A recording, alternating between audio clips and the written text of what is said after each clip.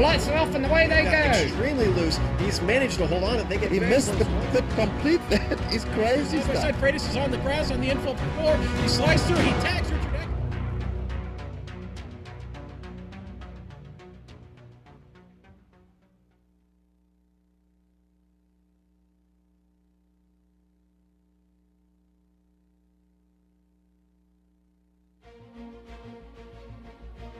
The EnduroPro Series kicked off its inaugural season at Daytona International Speedway with much anticipation. Troy Schultz started on pole in the C1 class, and with the first ever lap of EPS underway, Schultz wasted no time and began stamping his authority with an early lead. Soon, Anton Volodin quickly discovered the dangers of Turn 1 when he made friends with the pit exit wall. Later, Dennis Gurry got up close and personal with João Vaz and made contact while contesting third place. But above it all, Troy Schultz ran away with what looked like an effortless win. Anthony Kopak came home in second, while Iker Estefania finished third. In the Corvettes, Kevin O'Keefe topped the qualifying sheets. Early on, a game of musical chairs began for the C2 lead. Martins, O'Keefe, Rubens Velasco, and Stefan Overgaard all took turns swapping P1. When the dust settled, Overgaard was at the top of the pile and led comfortably up front for most of the race. But with only 10 minutes left, Martins had reeled in Overgaard and blew by on the backstretch. Everything looked sewn up, but right before Martins could take the white flag, he made a mistake while exiting the bus stop. As he attempted to recover, the lapped car of Sean O'Hara tried to take avoiding action, but tragically plowed into the leader. Overgaard cruised home to a surprise win, while Manuel Sanchez finished second and Francisco Esteve Albert completed the C2 podium.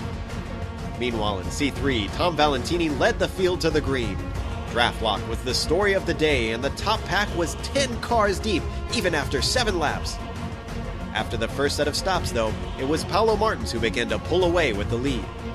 He held P1 for the rest of his stint, but João Cardoso managed to jump the green and black machine during the second pit stop. This lit the fire under Martins, who reeled in João's MP4 and made the pass with only 20 minutes left to go. But there was one more twist to come as Martins found himself short on fuel and was forced to hand over the lead to Cardoso for the final time. The Portuguese driver claimed victory in round 1 and was joined by Patrick Pitchler and Tom Valentini on the podium. Round 2 brought the series to the Amish country as they got ready to tackle Mid-Ohio. With Troy Schultz unable to attend, João Vaz stepped up to the plate and claimed pole in C1. Iker Estefania managed to slip into the lead when they came upon traffic on lap 8, but the Spaniard was given a black flag by the stewards for making contact with Vaz 2 laps prior. Dennis Gurry challenged Vaz next, but similarly came together with the leader and came off the worst of the two. Even more contact was to come for Vaz, first with Derek Waller, then Mert Utzel. Vaz miraculously avoided major damage every single time. By now, only 4 C1 cars were left on track, and Estefania was hurrying to run down Mark Muckey in third. Sadly, a slight bit of contact entering Thunder Valley sent both cars off track. Estefania tried to give the position back, but waiting on the racing line proved a dangerous decision, and Jaden Conwright's Corvette put a disappointing period on the green and black car's day. Up front, Vaz proved himself a step above the rest by taking the win ahead of Volodin in second and Muckey in third. Meanwhile, Ruben Velasco led the C2 field to the green, but when the race started, Velasco promptly threw away his hard work at the very first corner by going wide. Overgaard found himself in the lead yet again, but at 30 minutes in, a mistake in turn 1 sent the blue and white car bouncing across the grass. Andre Martins capitalized and moved himself into P1. Velasco was looking at damage control with a podium finish, but a mistake while dealing with traffic and madness caused him to spin. Before he knew it, he was collected by newcomer Braden Eves. Braden was able to continue, but Ruben's damage was terminal. The laps nervously ticked by for Martins, but this time the Portuguese driver held on for redemption and grabbed the C2 class win emphatically.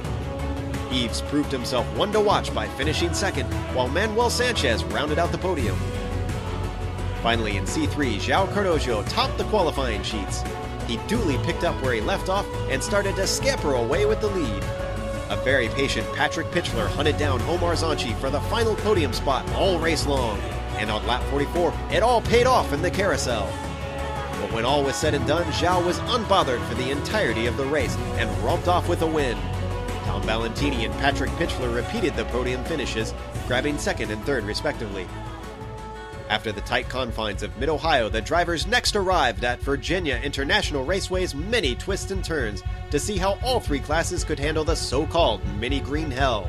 Troy Schultz returned in fine form and took the pole in C1, but it was only by a mere 4/1000ths of a second. As expected, traffic was a linchpin in the race, and on lap 14, Troy found himself going wide at honk pin to avoid a C3 car. Baz jumped at the chance and blasted into first. Later, the pendulum swung the other way when Zhao ran into trouble of his own on lap 26. Troy easily moved himself back to the top spot. After pit stops, Schultz emerged with his lead intact, but that's when it all went pear-shaped. Troy accidentally punted Jarrett Lawson and was given a stop-and-go penalty. Schultz served it, but when he went to leave his stall, the gas went down, the clutch went out, and before you could blink, Jerry Mojak's Corvette sent both cars flying down the front stretch. Troy's day was done.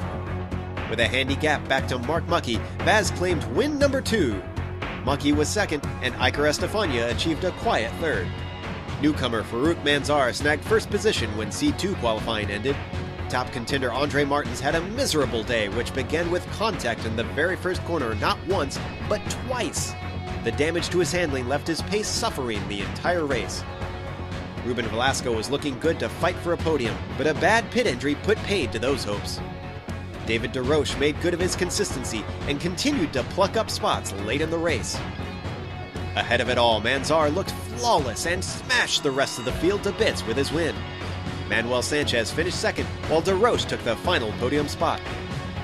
To the surprise of many, Andreas Allmensberger managed to put himself on pole in C3. Cardozo wasted no time and slipped right past the number 304 car on the backstretch before the first lap was even over.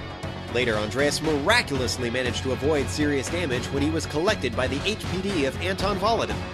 Sadly, though, this demoted him yet another position behind his teammate. In the end, Cardozo made it 3 on the trot and was unchallenged the entire way. Patrick Pitchler was second, while Allmensberger wrapped up third. For round 4, the EnduroPro Series pitted the drivers against the punishing Laguna Seca in the hills of California. C1 class saw Zhao Vaz finally vanquish Troy Schultz in qualifying. When the green fell, traffic once again kept things close between the two titans. But off tracks caused Troy enough damage that after only 13 minutes, the American decided to park it. Farther down, Anton Volodin was on a charge as he sliced his way from 4th to 2nd.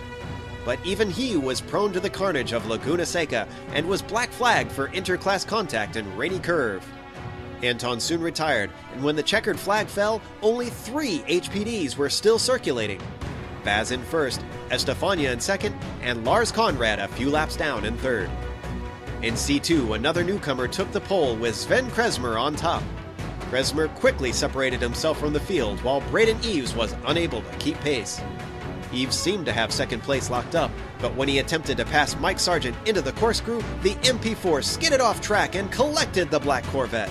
The points leader Manuel Sanchez inherited the spot, but later failed to avoid a spinning C3 car and took a monstrous blow that put him out of the running.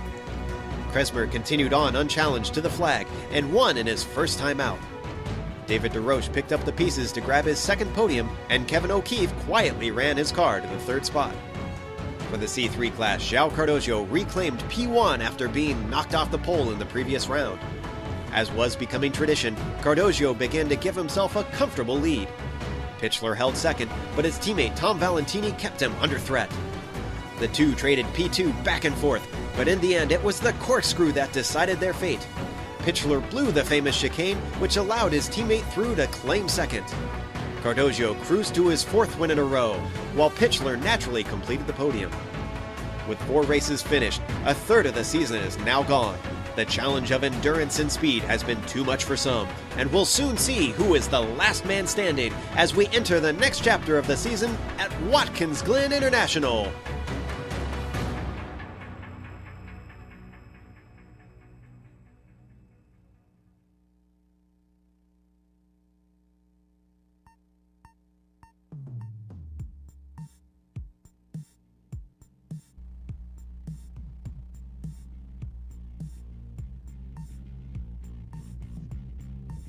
Welcome to Watkins Glen International, home of Round 5 in the EnduroPro Series, and we're bringing it to you live on the Global Sim Racing channel. I'm your host, Joe Peak, With me in the booth today are Kevin Brown, Brian Corwin, and Dusty Peterson. Also down in the trenches is our pit reporter, Daniel Benefield, and behind the scenes is our director, Giancarlo Lenzi. Always glad to have your expertise in the C1 class, Kevin. Glad to be here, Joe. And Brian, looking forward to your call in the C2 field. Yeah, after the last couple of races, I'm really looking forward to Watkins. Excited for today's race in C3 class there, Dusty? Yeah, definitely. Watkins has always been one of my favorites. And Daniel, your help keeping an eye on the pit wall is always appreciated. Thank you, Joe. Should be a great race, from my view anyway, of today. Well, we've visited some very historic locations in this series, but few are as revered and as popular as Watkins Glen. Brian, tell us a little bit about this place. Well, certainly, Joe. Watkins Glen has basically held everything between Indy cars, NASCARs, the different series in those leagues. You got Formula One, I believe, or Grand Prix racing, and I mean, it's just a very historic track. So if we come down here with a track info today, the track is 3.4 miles long. It's 5.47 kilometers for those who don't do miles. Today's layout, I believe, is the boot. So we'll be doing the chicane layout with the extended boot part of the track. That'll give you a total of 12 corners. And today we'll be racing for about 2 hours or 120 minutes. So we should see lots of drafting and good battles developing on the track, Joe. Well, the drivers are currently in a driver's meeting. That's why you don't see cars on the track. But while we're waiting on that, let's go through the championship, which is brought to you by Sim Seats. What is the C1 class looking like, Kevin? Well, no surprise, but Joao Vaz is the C1 leader. He's sitting on 105 points. Second is Iker Estefania. He's 20 points behind. That's the closest lead in the battles. Third is Anton Volodin. He's 38 behind. Fourth, Mark Muckey, 47 behind. And fifth is Troy Schultz, who's 50 points behind, Joe. Meanwhile, the C2 class is hotly contested as well. What's that look like, Brian? Manuel Sanchez has 81 points right now. He's our class leader in the Corvettes, or C2 class. Andre Martins, who had a very good qualifying today, we'll get to that later. He's following with 58 points with a 23-point deficit, so he's quite a ways back, but if he has a good race today, that can definitely bridge a gap. Not far behind him, however, though, is Stefan Overgaard. He's in third place, and he has 56 points. He's 2 points behind Andre Martins and 25 behind the leader. David DeRoche has 50 points. He's 31 points behind the lead. And João Oliveira has 48 points. He's 33 points behind the leader, Manuel Sanchez. So we got some intense battles and the points chase coming on in the back four. But as far as Manuel Sanchez, where he sits right now, he's pretty far off in the lead. Meanwhile, in C3, it's not quite as close, it looks like, Dusty. Yeah, well, last race, Joao Cardozo pulled his lead forward a little bit further. He is now running a perfect 120 points in this series. Just behind him are teammates Patrick Pitchler at 92 points and Tom Valentini at 71. They had a chance to get Patrick a little bit closer, but Tom Valentini pulled past and stole a few of those points away. Behind that is Paula Martins at 56 points, or 64 points back, and Andreas Allemansberger at 54 points. Meanwhile, we also have the Gentleman's Trophy, which counts incident points and how safe a driver is. Currently, Patrick Pitchler is sitting on 65 points, but it is incredibly close, with João Cardozo only a single point behind at 64. Joao Vaz is also only 2 points back from the leader as well at 63 points. Then Derek Waller is a little bit ways back at 56 points. And then farther down, we have Manuel Sanchez in fifth at 46 points. We are getting close to having them grid up, but before we do that, we have a lap guide around here with Stefan Overgaard. So let's see what it's like on board a Corvette. All right, Stefan Overgaard is behind the wheel of the GSRC Corvette, so let's do a lap around Watkins Glen. Heading down the steep hill of the front stretch, turn 1 comes up quick, and it's very easy to overshoot. But there's a lot of runoff here, so you can get away with mistakes if you need. From there, it's a short blast to the S's. The old school nature of this track really comes out in this part with the walls right on either side. These are flat out in the vet whole way through, so suck it up and keep your right foot to the floor. Since we haven't lifted, this means the braking at the end of the backstretch offers more opportunity to pass than you'd think. But you'll need cooperation from the other guy because the inner loop absolutely breeds car contact. After that, you're dumped directly into the carousel. There's a lot more banking here than you'd expect on a road course, so you've really got to use it to carry your speed. Just watch out for the grass on the exit because it comes up quick. Get the car to the right and set up for the chute. Downhill the whole way around, so be ready for understeer city on entry. From there, it's another short stretch to the toe of the boot. Once again, lots of camber here, but also varying grip. Fight hard to keep in that groove of concrete along the racing line. With this steep uphill on the exit, getting on the gas sooner rather than later is gonna be critical, especially since desperate drivers will be seeking a chance to pass into the heel of the boot. Watch out for the curb on the inside here because it can really unsettle the car. Switch back to the right as soon as you can, and now we come back to the main course. The car never wants to turn in here, but be careful because it's so easy to put into the barriers on the outside. Now we've got a slight lift for the left-hander of 10, another place where you really need to use that groove of concrete. Back across the track one more time to set up for 11, use that banking, but that outside wall has bitten even the best, so be wary. From here, it's a straight shot to the finish line, so that is a lap around Watkins Glen.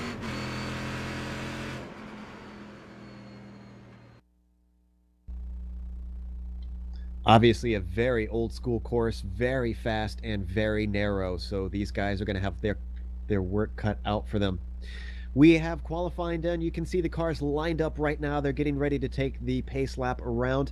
Let's start with the C1 and overall pole. We have João Vaz sitting on top once again, but it's not by much. There is only a tenth between himself and Iker Estefania in second on the front row. Then third, we have Robert Tinsley. In fourth, it's Jacob Groff. Then fifth is Mark Muckey. Sixth is Lars Conrad. Seventh is Anton Vladen. And then eighth is Ramon Saez. What are the C2 class looking like, Brian?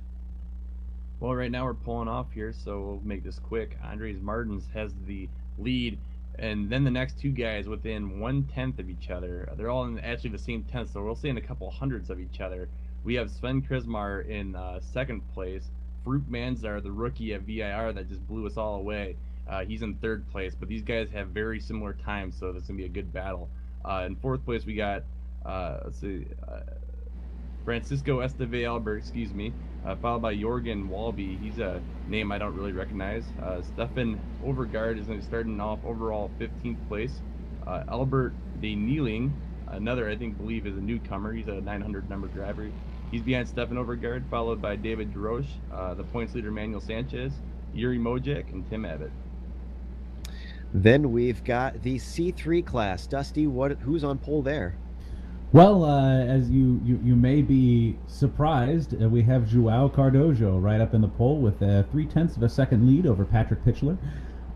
Just behind him by about 1/10 of a second is Andreas Allemansberger. So hopefully we'll see some good battles there. You never know until we get on the track. Behind him, Tom Valentini and Paula Martins.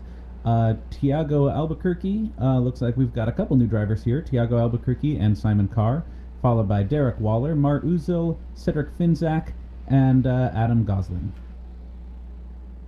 So we've got 30 cars out on the track today, and you'll have to keep an eye out for that. 10 cars per class on average, although that is not fully accurate as we've got only 8 HPDs. There's going to be some things to watch out for today, but before we get to that, I do want to remind everybody that you can contact both us and the EnduroPro series through social media on Twitter at GSR Channel. If you want to ask us questions during the race, we will try our best to answer them. Or you can tweet the at EnduroPro series to talk to them, and they will follow them to keep up to date on stories and how the races are going to be going and whatnot over there. So, as we said, very old school track, very punishing track today. And Kevin, I expect, as we've seen before, that these HPDs are going to be thinning out before we know it. They very well likely be, but the front four are all very fast at this track. They're good HPD drivers, so I'm looking for a little bit more action than we've seen lately. And Brian, you said it earlier, in the Corvettes, we've got 3 guys up front that are obviously incredibly closely matched, and we've seen, Sven against Andre and Farouk against Andre, but never all 3 of them together on the same track.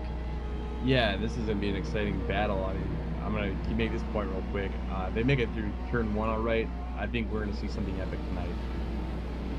We're getting very ready to take the green. One of the things to watch out for in C3 before we go is, as we said, João Cardojo is on a perfect run. So we'll see if he can make it 5 for 5. Pace car is coming around the final turn now, And so we are going to have Vaz and Estefania take them to the start-finish line. They will not go at the green. They have to go all the way to the line as the pace car is now off. Green flag is up and ready. Vaz is taking them up to the start-finish line, and then they will be able to accelerate. There he goes. Vaz gets a really good jump. In fact, he is far and away as Estefania is left in the dust. Same thing with Timsy and Groth. What is the Corvette start looking like, Brian? Well, they're crossing the line right now. Andre Martin's got a good jump as well as he comes out. Looks like Sven Kresmer is going to tuck it in front of Farouk Manzar as they all come down in the turn one. Andre Martins with the jump was able to safely get through with a lead, but it looks like Sven got a really good run out of turn one, so he's already contesting for the lead. Joe, we're seeing a good start here. And the C3 start, Dusty, looks like it's mostly clean right now. Absolutely, yeah. So far, Joao Cardozo is doing his thing. He's got a great jump out of that first corner, is already putting a gap in front of Patrick Pitchler, but we'll see if he's able to get up behind him on the draft on these very fast S's. Behind him, we have the three teammates, Patrick Pitchler, Andreas Allmansberger, and Tom Valentini all packed together, but Paolo Martins is already pushing very hard on the back of Tom Valentini. Going to see if he can get back up onto that podium right at the beginning of this race.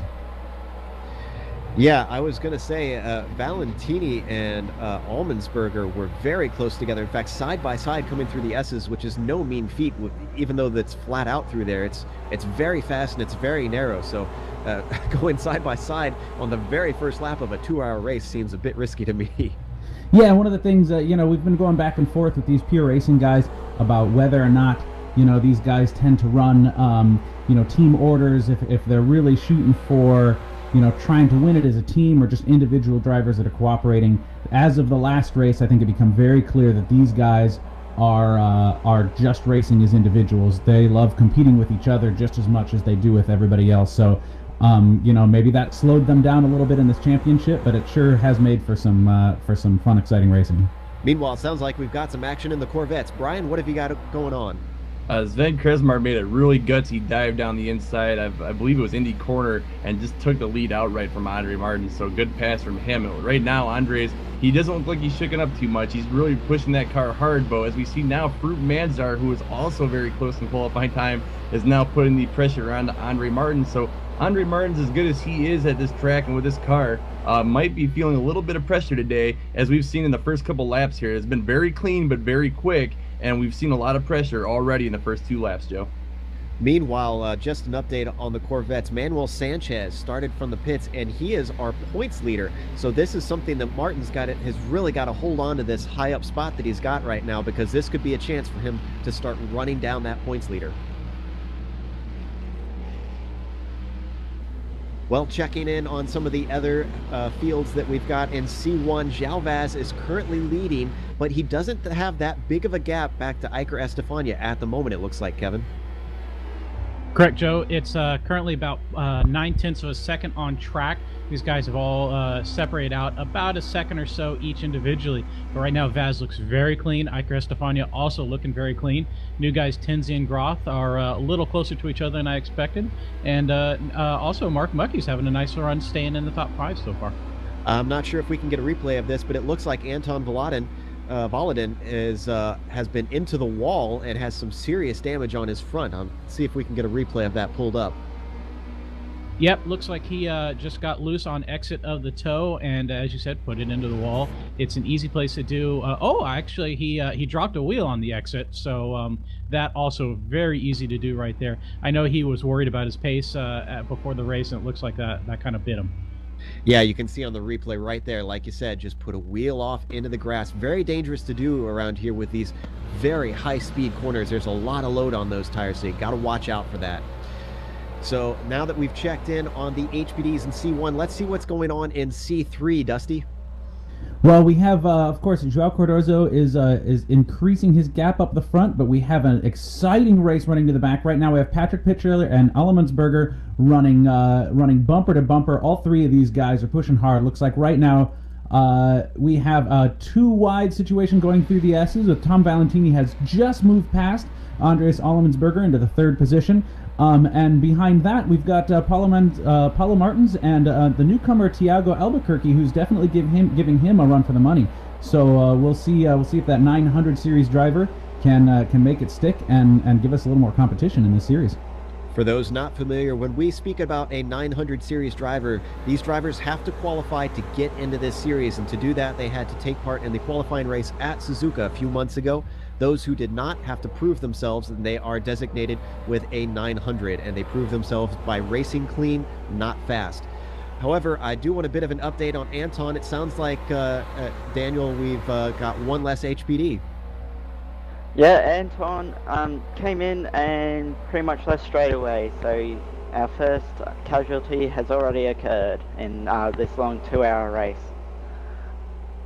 So we've also got a battle going on in the Corvettes. I know we're hopping around quite a bit. So Brian, what's going on over there?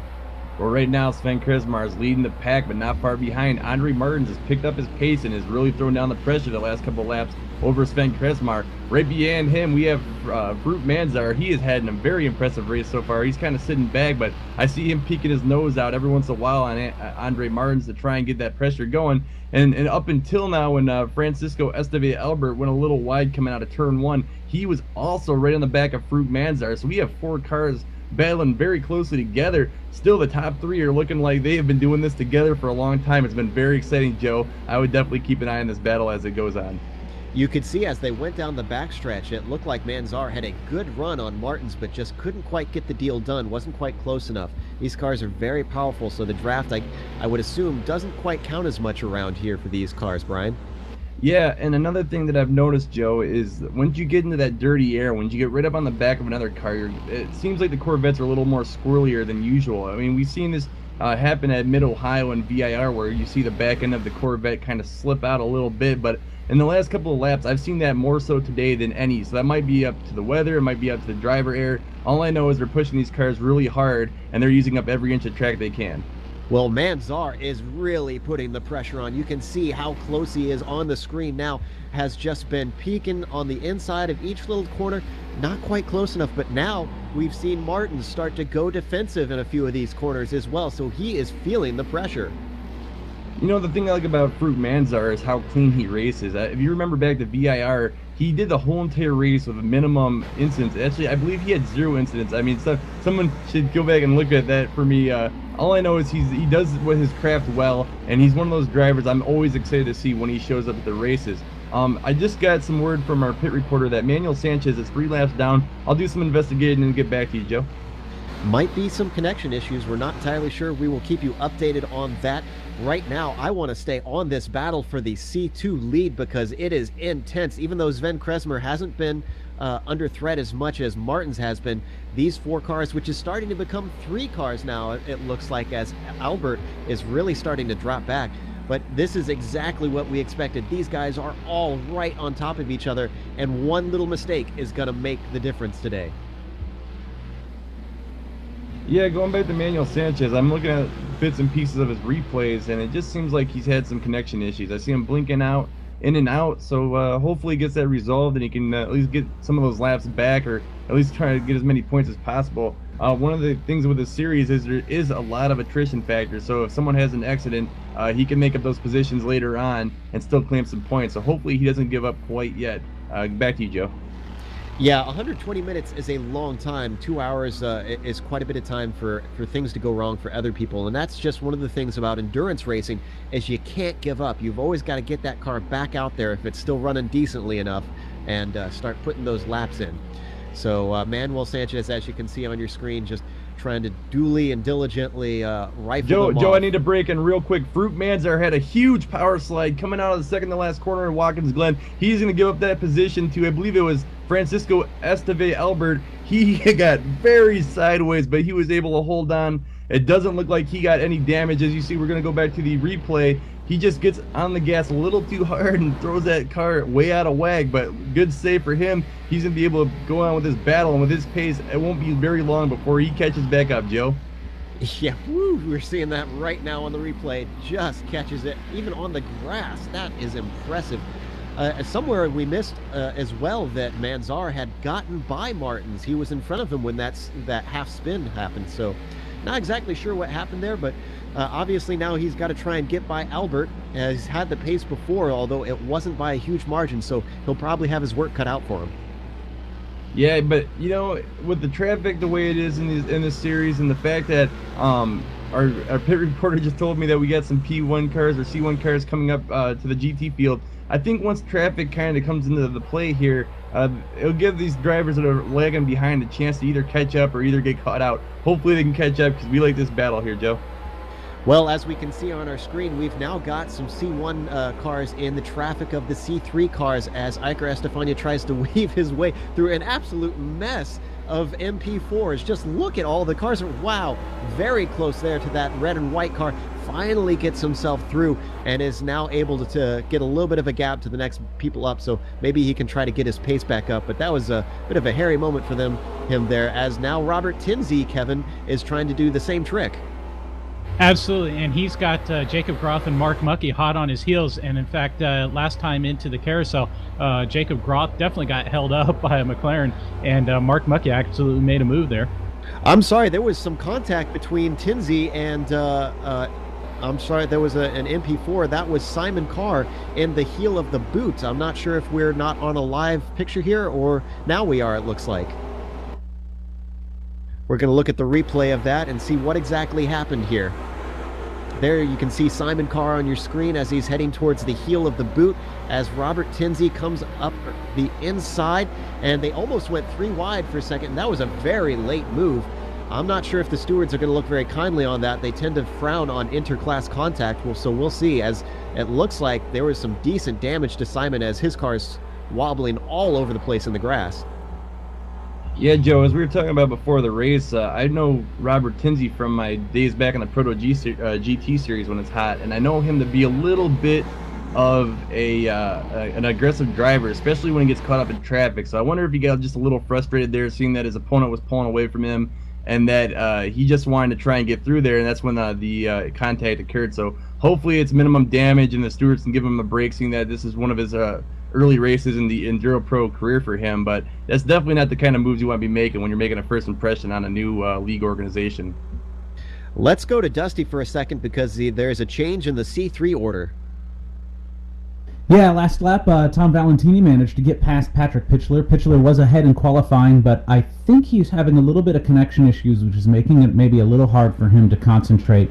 So we now have Valentini in second, and Pitchler in third, Andreas Allmensberger in fourth. Joao Cardozo has managed to open his lead up to a 4-second lead over the rest of the pack.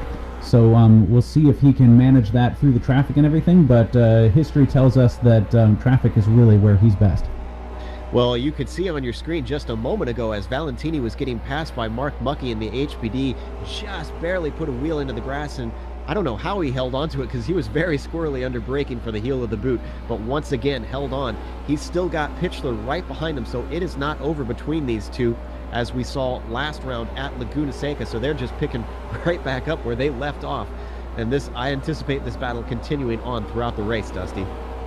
Yeah, definitely. And if you go a bit further back, the battle for fifth place rages on. We have Paulo Martins, Thiago Albuquerque, and Mert Uzel running bumper to bumper through the S's right now. These guys have been changing positions all race.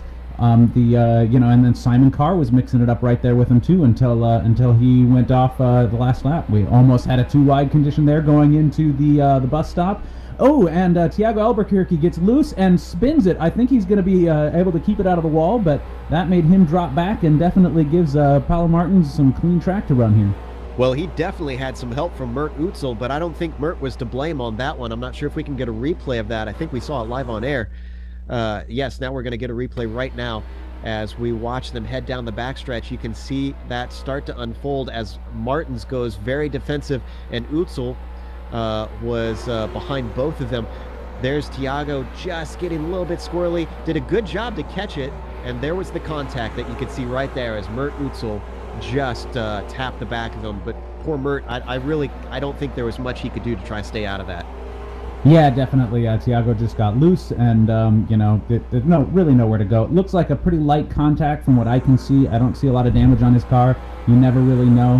Hopefully his bumper managed to absorb that instead of his suspension, and he can still run good times. Meanwhile, Kevin seems to have some information from the stewards about the Tinsley incident. Kevin, can you update us? Just simply, there is no penalty for either driver since the ruling is that Robert Tinsley already had the inside position for the corner, Joe. So fair racing, they say, and Tinsley is able to continue on as he's trying to get around a Corvette right now, and that looks like that is Braden Eves, if I'm not mistaken, that he's going around right now, heading into the chute. Continuing on, where is Tinsley sitting right now? He's sitting in third, so he's not doing too bad for himself, although our field is down to 7 cars already.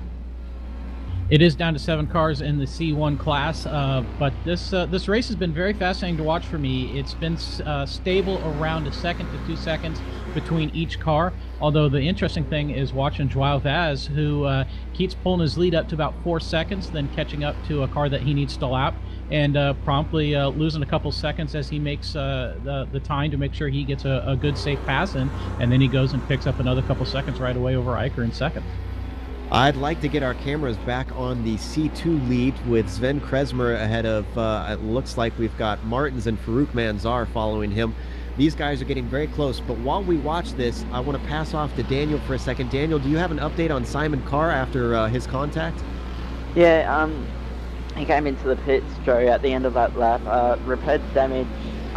There wasn't that much, and in fact, I was just looking at pit entry, and David Giroches has spun at last corner, and I'll figure out which HPD has collected him. It was Lars Conrad has made contact with him as well.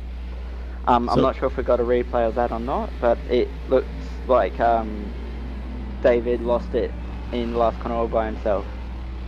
Well, let's before we watch that replay, we've got a hot battle going on for second here in the C2 class as Manzar continues to try and hassle Martins, just struggling to try and find a way past as they had an HPD separating them for just a moment.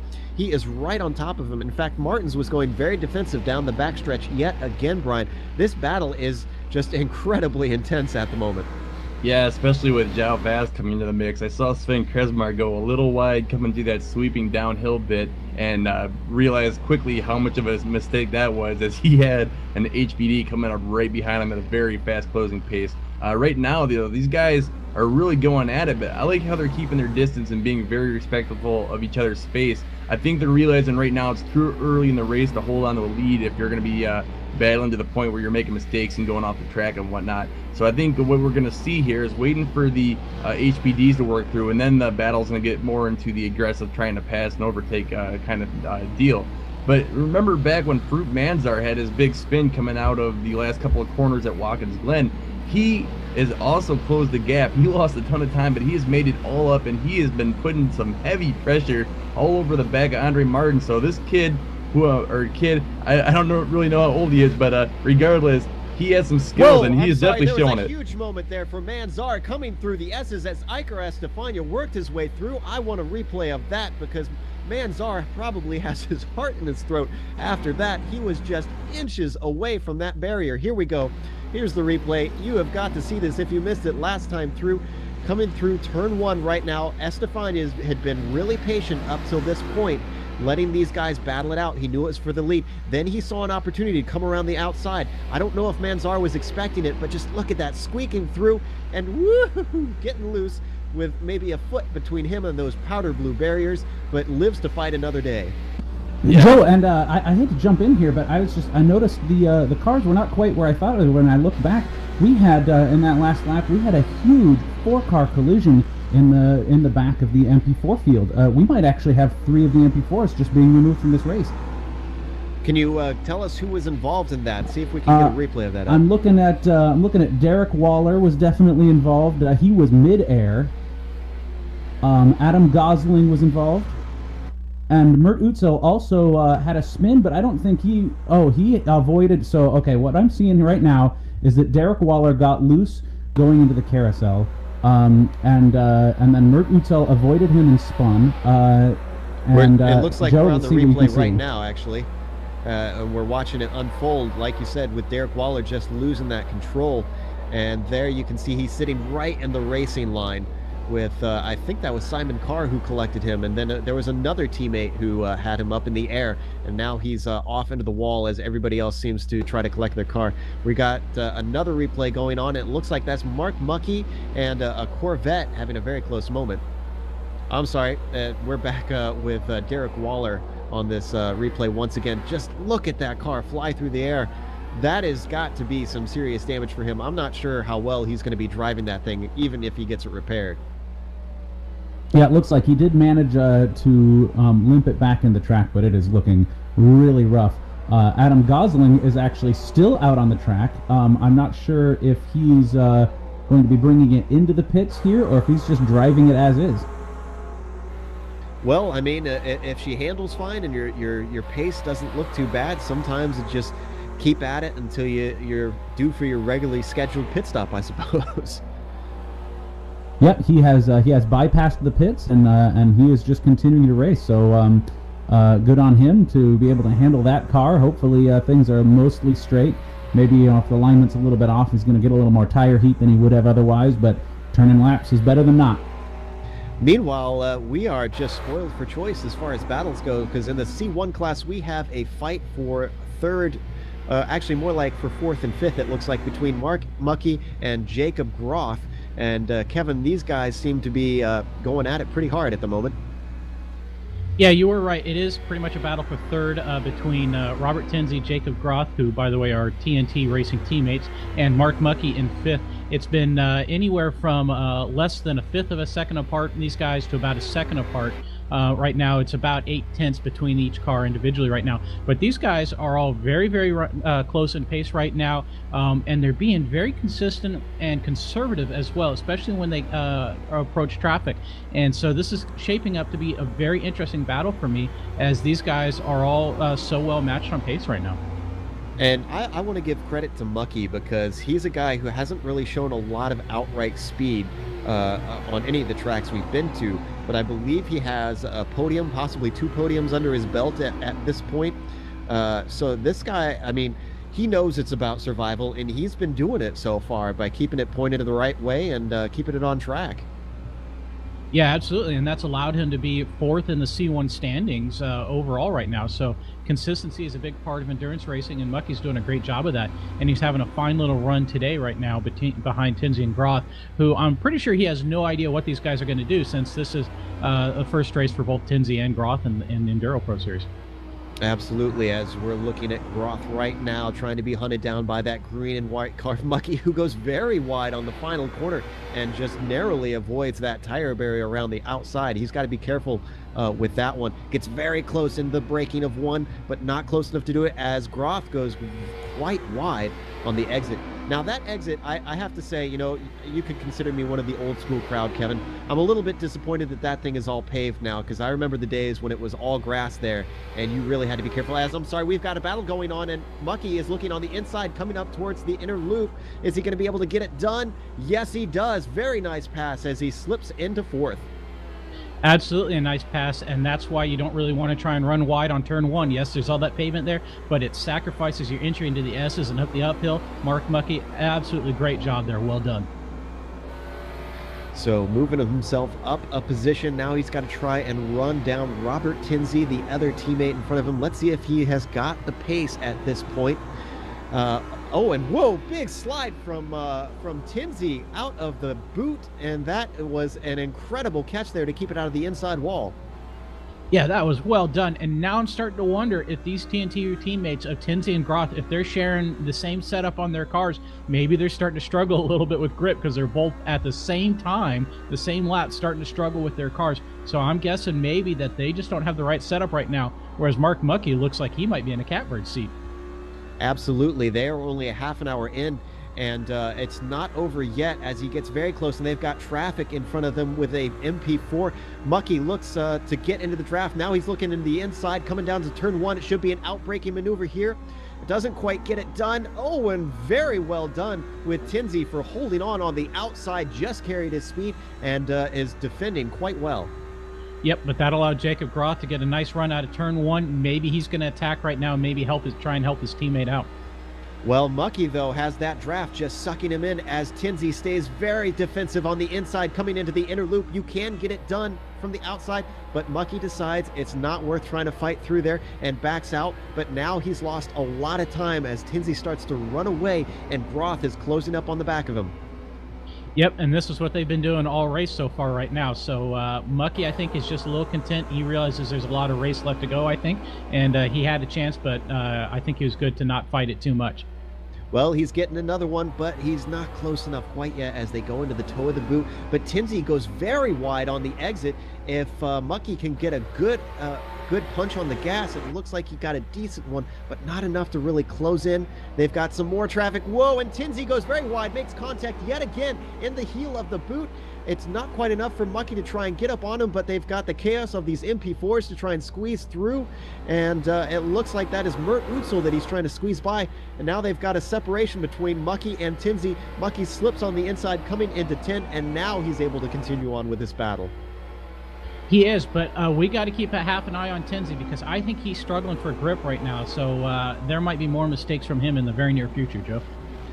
Boy, poor Mert Utzel has not been having the race that he's wanted with contact twice now, very early in the first half an hour of this race. We still got an hour and 34 minutes left to go here, but his car is still running, and let's see what his damage looks like, actually, see what we can spy on his car.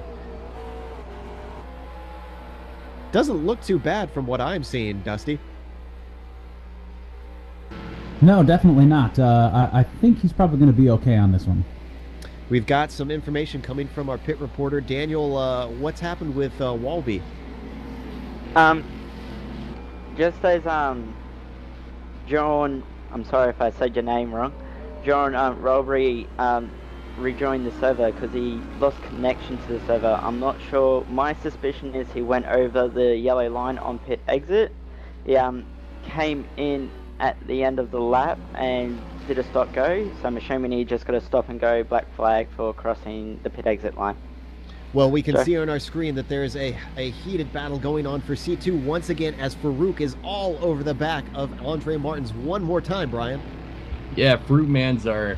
Remember back when he had that HPD car come through and leaving him inches of the wall? I almost think that was pre-planned because he has done it again, not one, not two, but 3 times in the last lap as he has tried to get past Andre Martins. As you see, he has gone every which way. I've seen him drop back a few seconds, but every time Andres comes into a hard braking zone, he just makes up that time almost like his car is on a rail. So he is very fast today, and I think he's starting to get a little impatient because every once in a while you see him peek in and then think better of it, as you can see right now. Look how much time he makes up in each of these hard braking corners, and this is what we've been seeing for the last couple of laps. So I think any minute Farouk's going to try and make a move here on Andre Martins for second place. What a great battle.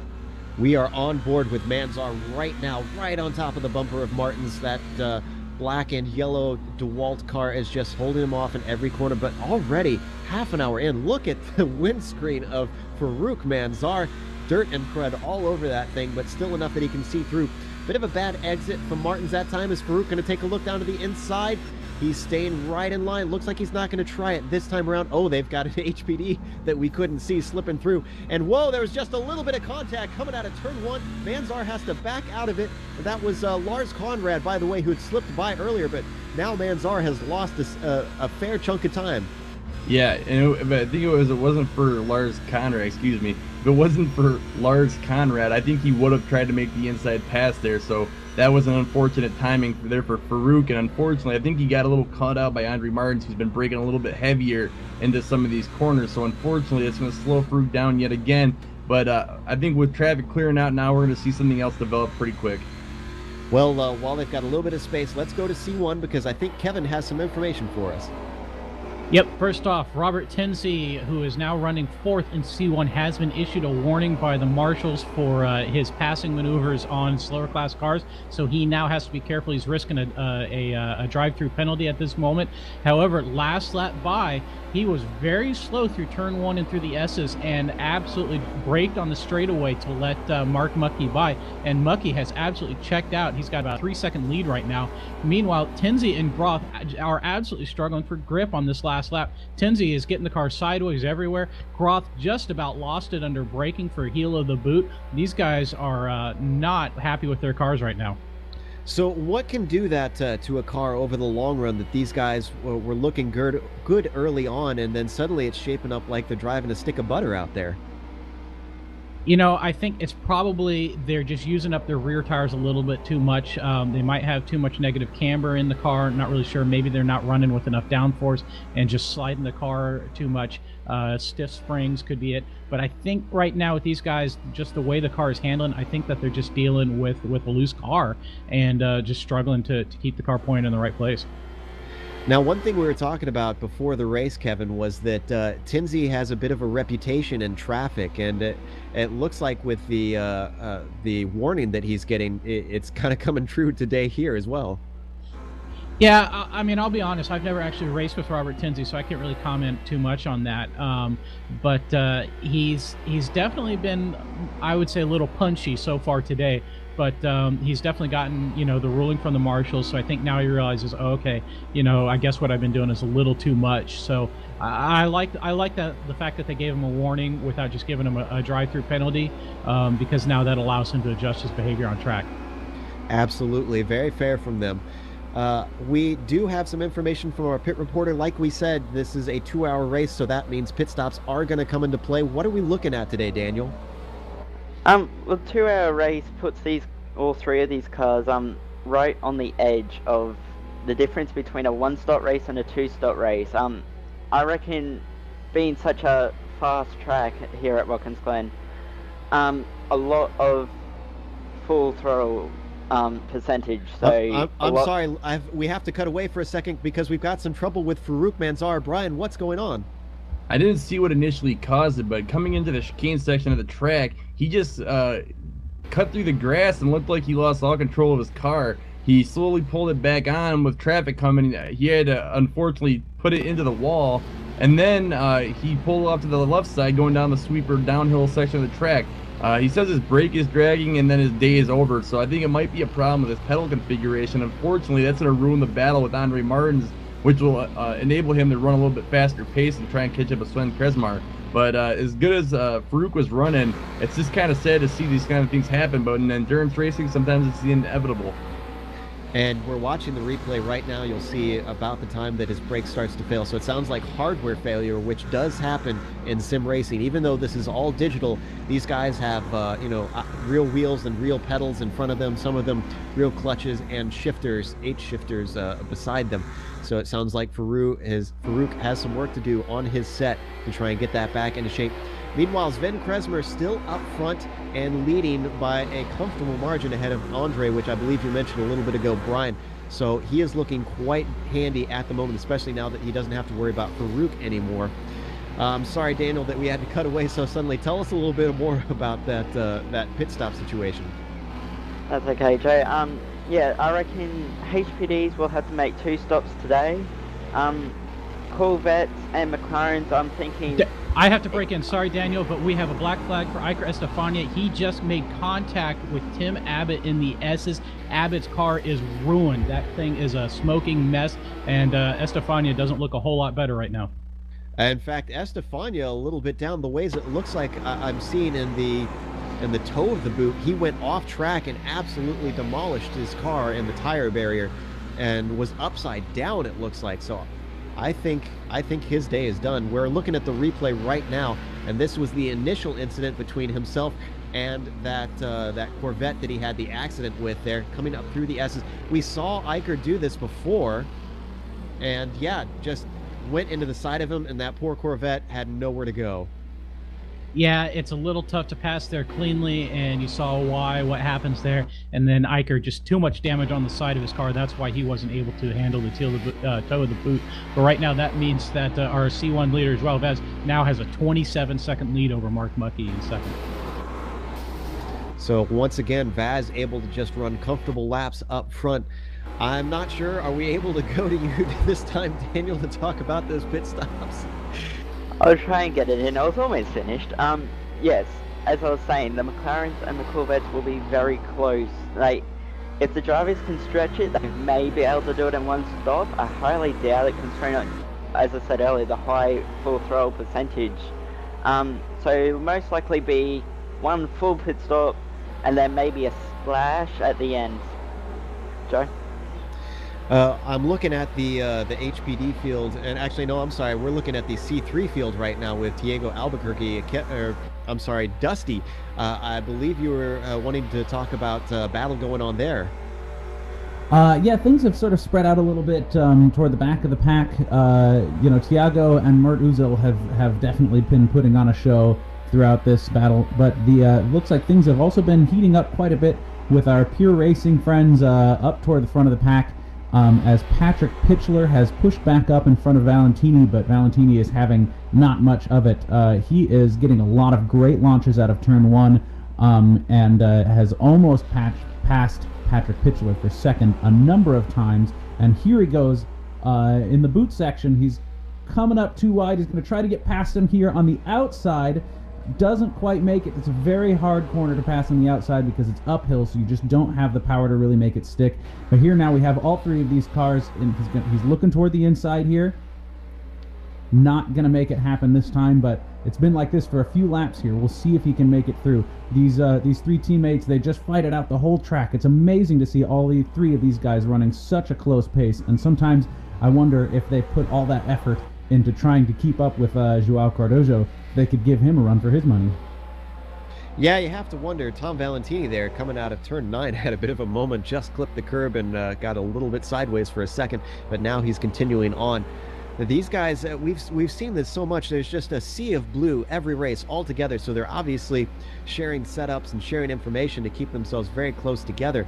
But yeah, I mean, I feel like they need to really work together just a little bit more, as we see Pitchler get a very bad launch out of turn 1, and now Valentini has the run coming up through the S's. Yeah, once again, he's got the aerodynamic advantage here, but it is pretty tough to pass, especially coming into that bus stop there. And Patrick Pitchler has not been giving it to him. He's been running a fairly defensive line most of the time, and not making that thing open. As far as these guys running as teammates, it's hard to say. I mean, on one hand, yeah, these guys are obviously three drivers running this close to a pace every single race.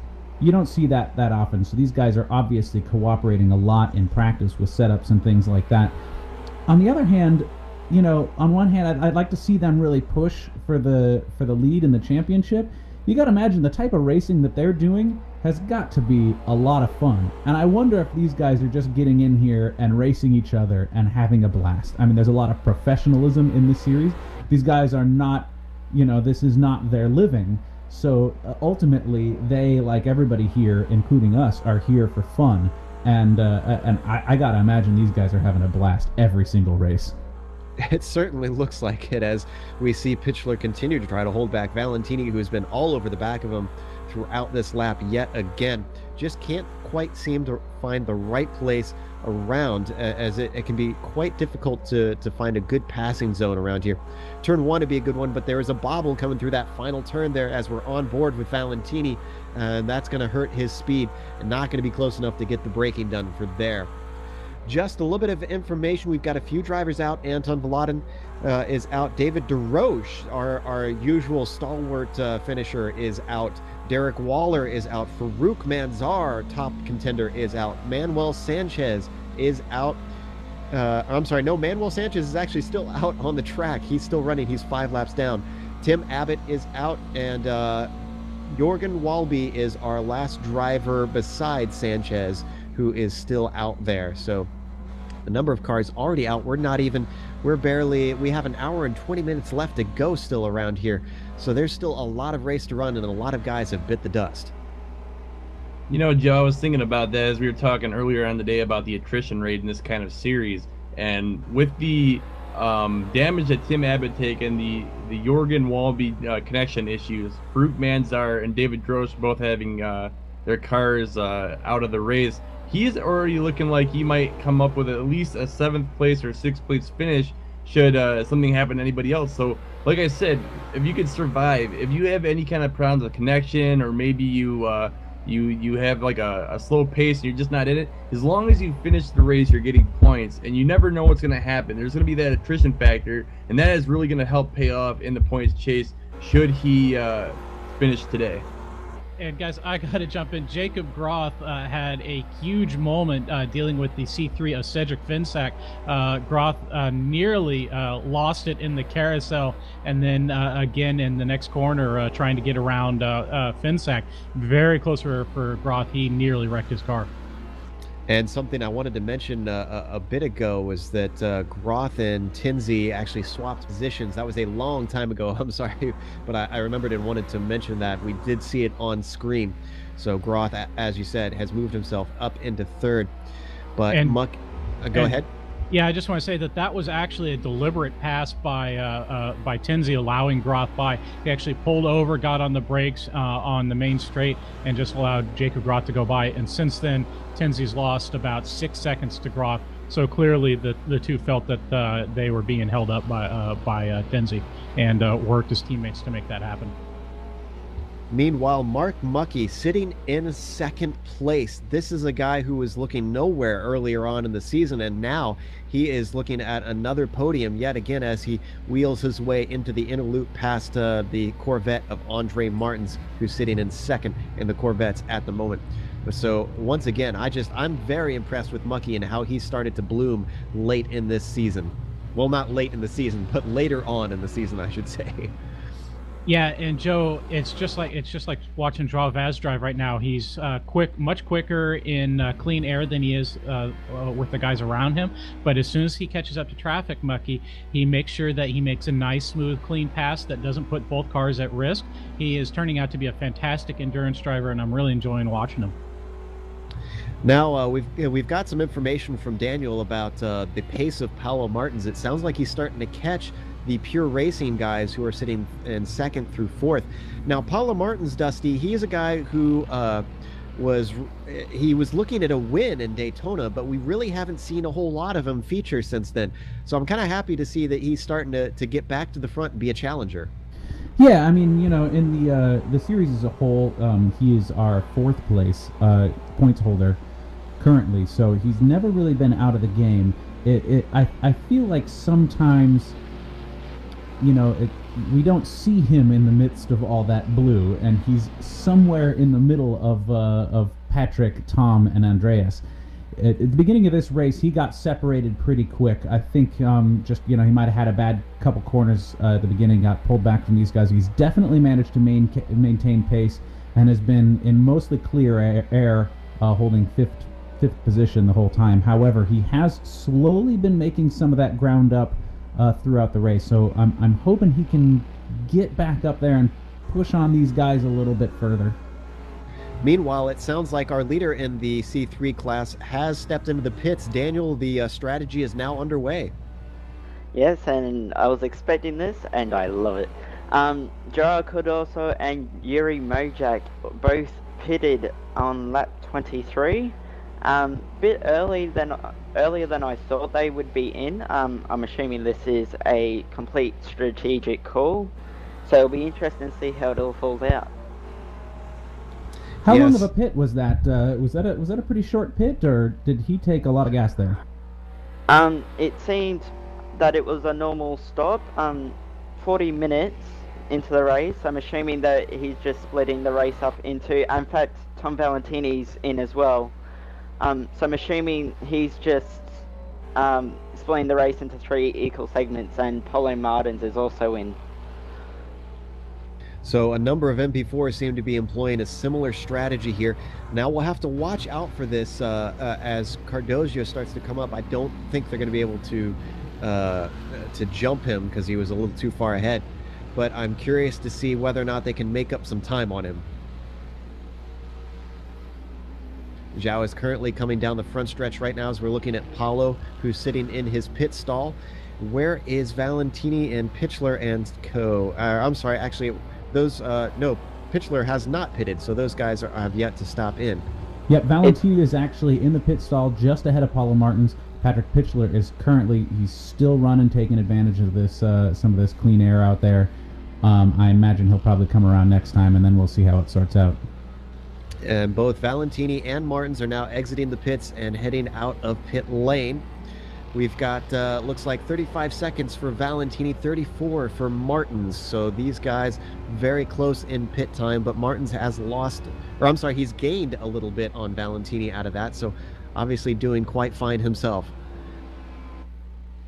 Well, now that we've got some pit stops starting to go underway, we are going to hop to break for just a moment and see how things start to pan out with that, because things are going to be just a little bit chaotic as far as who is in what position. We are going to bring some music up. We'll be back in just a moment. Don't go away.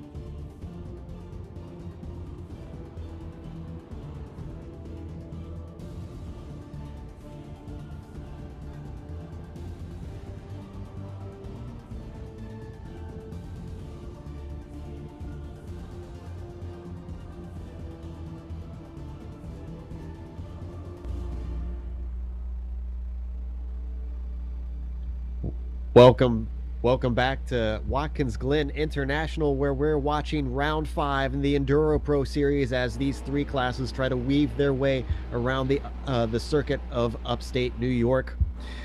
Just a quick update. While we were gone, unfortunately, another HPD has bit the dust. Lars Conrad made an error coming out of the toe of the boot and bit the wall, and his damage was too much to continue on. However, our 3 leaders at the moment, João Vaz is leading in the C1 class. Andre Martins is leading in the C2, but he has yet to make his pit stop. And then in C3, João Cardoso is leading. We have had some interesting things happen during the pit stop, and I believe that Daniel Benefield has some information for us. I've actually got a lot of information, Joe, so I may not be able to get through it all. Pitcher and Olmersberger, the 2 pure racing teammates, pitted on the same lap opposite to Valentini. Valentini, however, did stay ahead of his 2 teammates. Paulo Martins also pitted at the same time as Pitcher and Olmersberger. Andre Martins just pitted from the lead of the Corvettes. Sven Kresma pitted the previous lap. Our overall leader, João Vaz, has also made his stop, as well as Mark Muckey. And Roman Salles has also made his first stop of the race. Joe? Also, as you are watching, you can get a hold of us and ask us questions during the race. If you have Twitter, you can tweet us at GSR Channel. Or if you want to follow the EnduroPro series and get information race by race, follow them at EnduroPro series. They are also on Facebook at /EnduroPro series, where you can find out information there as well.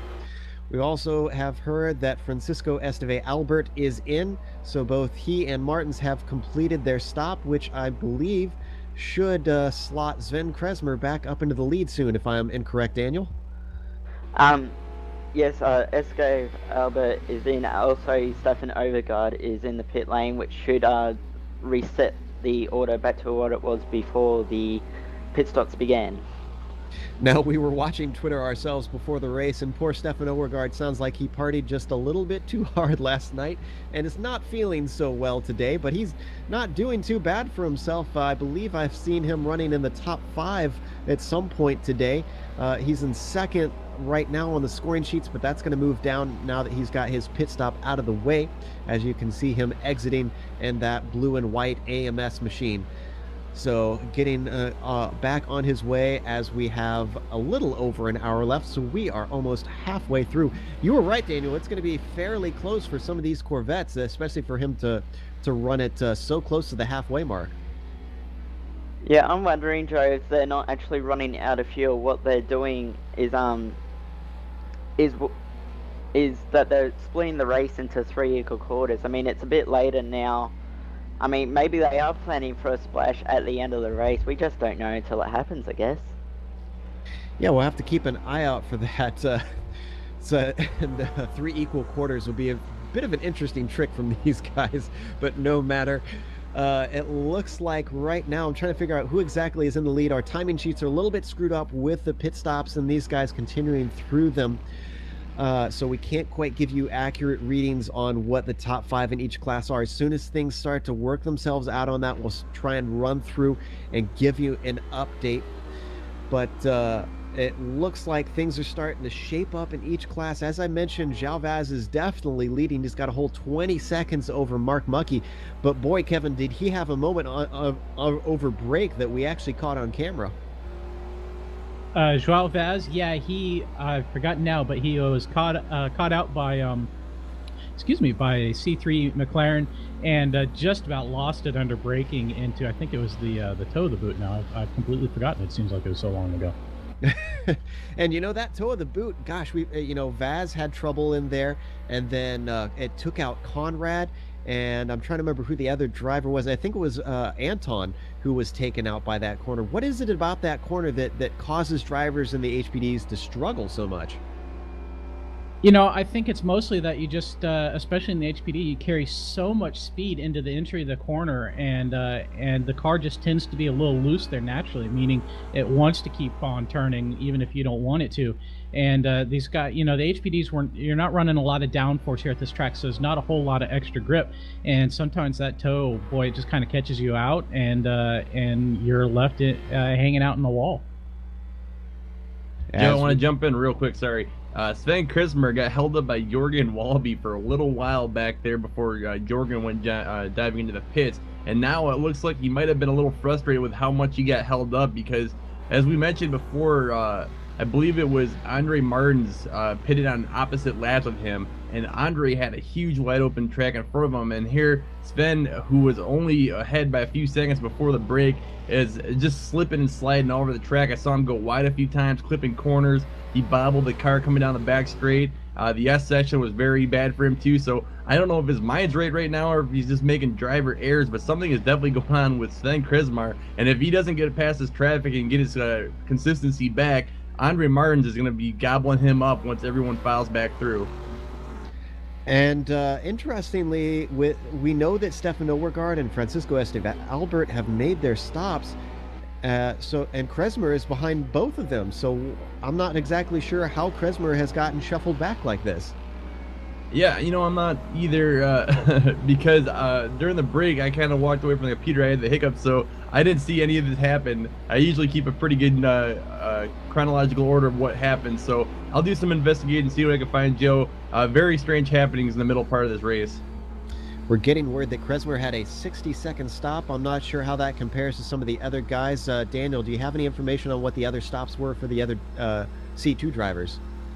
The normal pit stop for the C2 cars, it was roughly 30 to 35 seconds. When I was watching Sven Krismer stop, and I was gonna actually tell you guys that it seemed a bit long, but as I was about to do that, he did pull away, but it did seem like a long stop to me. So it sounds like he was about twice the length of everybody else. So I'm wondering if maybe he is going to actually try to one-stop this or something, or maybe he's just running a long stint and everybody else is running a short stint in this middle part of the race. We will have to wait and see. Or, potentially he could have had damage from somewhere that we didn't quite catch. So it's all kind of up in the air until we talk to him or start to get a little bit more information down the line.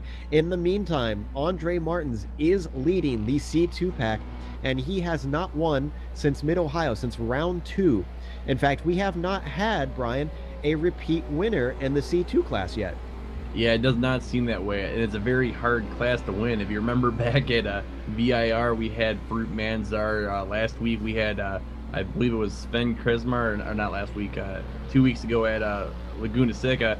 And like you said, Mid-Ohio was last time Andre Martins won. So these guys are all very close in the points chase. However, it just seems like coming out on top is a lot more difficult than it might seem on paper for the Corvette drivers. It just goes to show the quality of the battles here. And as I was watching Martin's Muckey, and that was Ramon Saez, who was actually a lap down, were struggling to try and get by each other there. In fact, Muckey hasn't passed him yet, but he was definitely being held up. Probably a wise move for him not to try and make it 3 wide down the backstretch and coming towards that inner loop. So they live to fight another day. Saez, though, I hope he doesn't hold him up any more than that, because he's, with him being a lap down from everybody else and not even close to Jacob Groth, I imagine that there's not really any reason for him to be pushing that hard to hold on to that position at the moment. We're also getting word that Groth seems to be struggling, Kevin. Yeah, he's definitely struggling with the pace of the car. He just a couple laps ago, he was in front of his teammate Robert Tinsley and gave that position away to Tinsley by just completely screwing up turn 1, to be honest. And ever since then, he's just not been able to keep the car kind of pointed in the right direction. He's struggling at almost every corner with understeer, with oversteer. It doesn't look good right now, and we kind of wonder, he's got that Danish flag on his car, and wondering if maybe he was out a little late last night with Stefan Overgaard. Maybe those guys had a little too much fun before this race. Possibly. Big Danish party going on somewhere. So these guys. And, there is the time difference to consider for some of these guys. I know even our own pit reporter is up in the wee hours of the night over in Australia, and these guys hail from all around the globe, Kevin. So there's that to consider, that some of these guys might be up at hours that can hinder your discretion a bit. Well, that's always possible, but it is only about 5 or 6 p.m. Right now in Europe, which is where a lot of these guys are from. So hopefully that's not too much of a stretch for them right now to be running at 6 o'clock in the evening. Yeah, unless you had an incredible party, and maybe we're up way too late, although that'd be waking up at 5 p.m. would be a little bit of an impressive feat, since I guess my college days are well past me at this point. But back to the action on the track. I think the pit stops are well and truly over at this point, so let's go through the top 5 in each class to figure out where exactly everybody is. And C1, what are they looking like, Kevin? Well, it's a little grim. We're down to 5 cars completely in C1, but our overall leader is Joao Vaz. He's got about a 24-second lead over second place Mark Muckey, who's another 14 seconds in front of third Robert Tenzi.